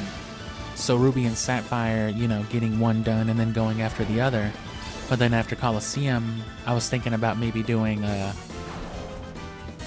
going like maybe gym by gym or whatever other metric, and then switching off between Fire Red and Leaf Green. Because there are certain things that I want to do beforehand that I could benefit from trading with early on. The main thing is, since there's only 2 Kanto titles and 3 starters,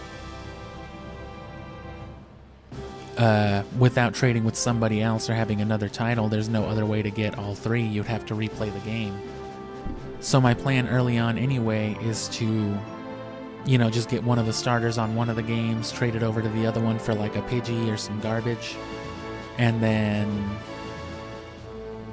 you know what I mean, just restart with the other starter and then have all 3. Because that's typically how you'd want to do it anyway. It's a quick little flip around. Create a save file literally for a starter and trade it over. Which those are other benefits of it if you want to go that route. If you already have strong Pokemon you can use, as long as they're not too over leveled that they'll disobey you, you can trade over, you know, a lot of stuff, especially for post-game things. Right, once you get to the final gym, say you don't want to deal with the Elite Four anymore, boom, you just trade your fucking super competitive team over from the last file that's already like 15 levels over leveled, and it solves itself. Which we might do stuff like that as well, because the whole part of the process is, it's all streamlining, it's all making it easier for you, right? Especially if you don't already know how to do this stuff. It's setting you up for success, essentially.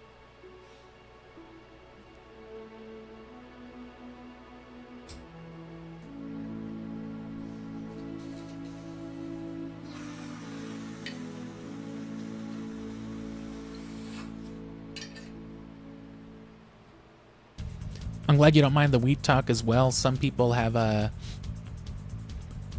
people are okay with the culture, obviously. And as I've mentioned, some people have alluded to like content revolving it, which I'm not opposed to either. But it's got to be marketed well. It's all very important to me, believe it or not, for as heinous and absolutely criminal as my content might seem. I really do have, a certain metric of a certain standard that I try to uphold with certain things. So to that end, I'm not opposed to the type of content that might lead to. It's just, it needs to be justified. You know what I mean? It can't just be a thing to do because I want to do it. It has to serve some greater purpose, I think. To that end, I mean, I'm not going to like just rush something out for it. A big part of like what I do when I break for soundtracks, I'm also breaking for ambience. And so a lot of those ambient shots I tend to save, I tend to bookmark in my timelines, and I tend to, usually encapsulate them by way of shorts or using the actual footage in a video. And so to that end, I can eventually look back on all of that collective footage, right? And I can find those best, like ambient scenes or like smoking spots and things like that. So it could take a while, but I want it to be the product of something natural, like, damn, this is one of the coolest things I've ever seen in a game type of, video footage.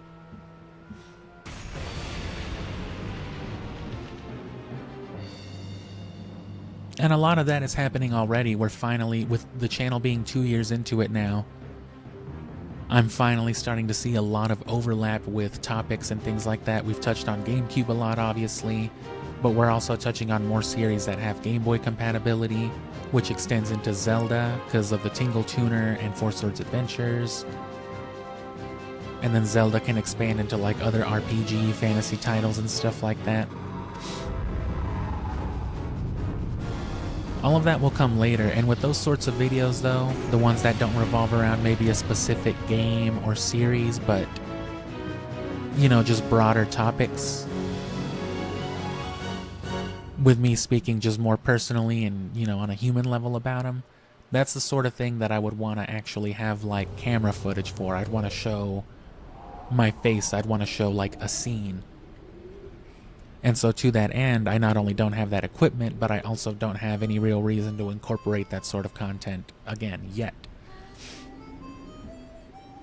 But the more the channel succeeds, the bigger it gets, the more likely I can make any kind of substantial amount of money. And, the faster I can make stuff. But that's all what it boils down to, and regardless, all this stuff is coming up through January. This year's been, like, long planned, so... Thanks for sticking around for all that, though, and if, like I said, if you care about all that, come back Sunday. And again, I do the community post and all that, so try to be engaged. If you want to see stuff, feel free to let me know, and we'll get to whatever we can.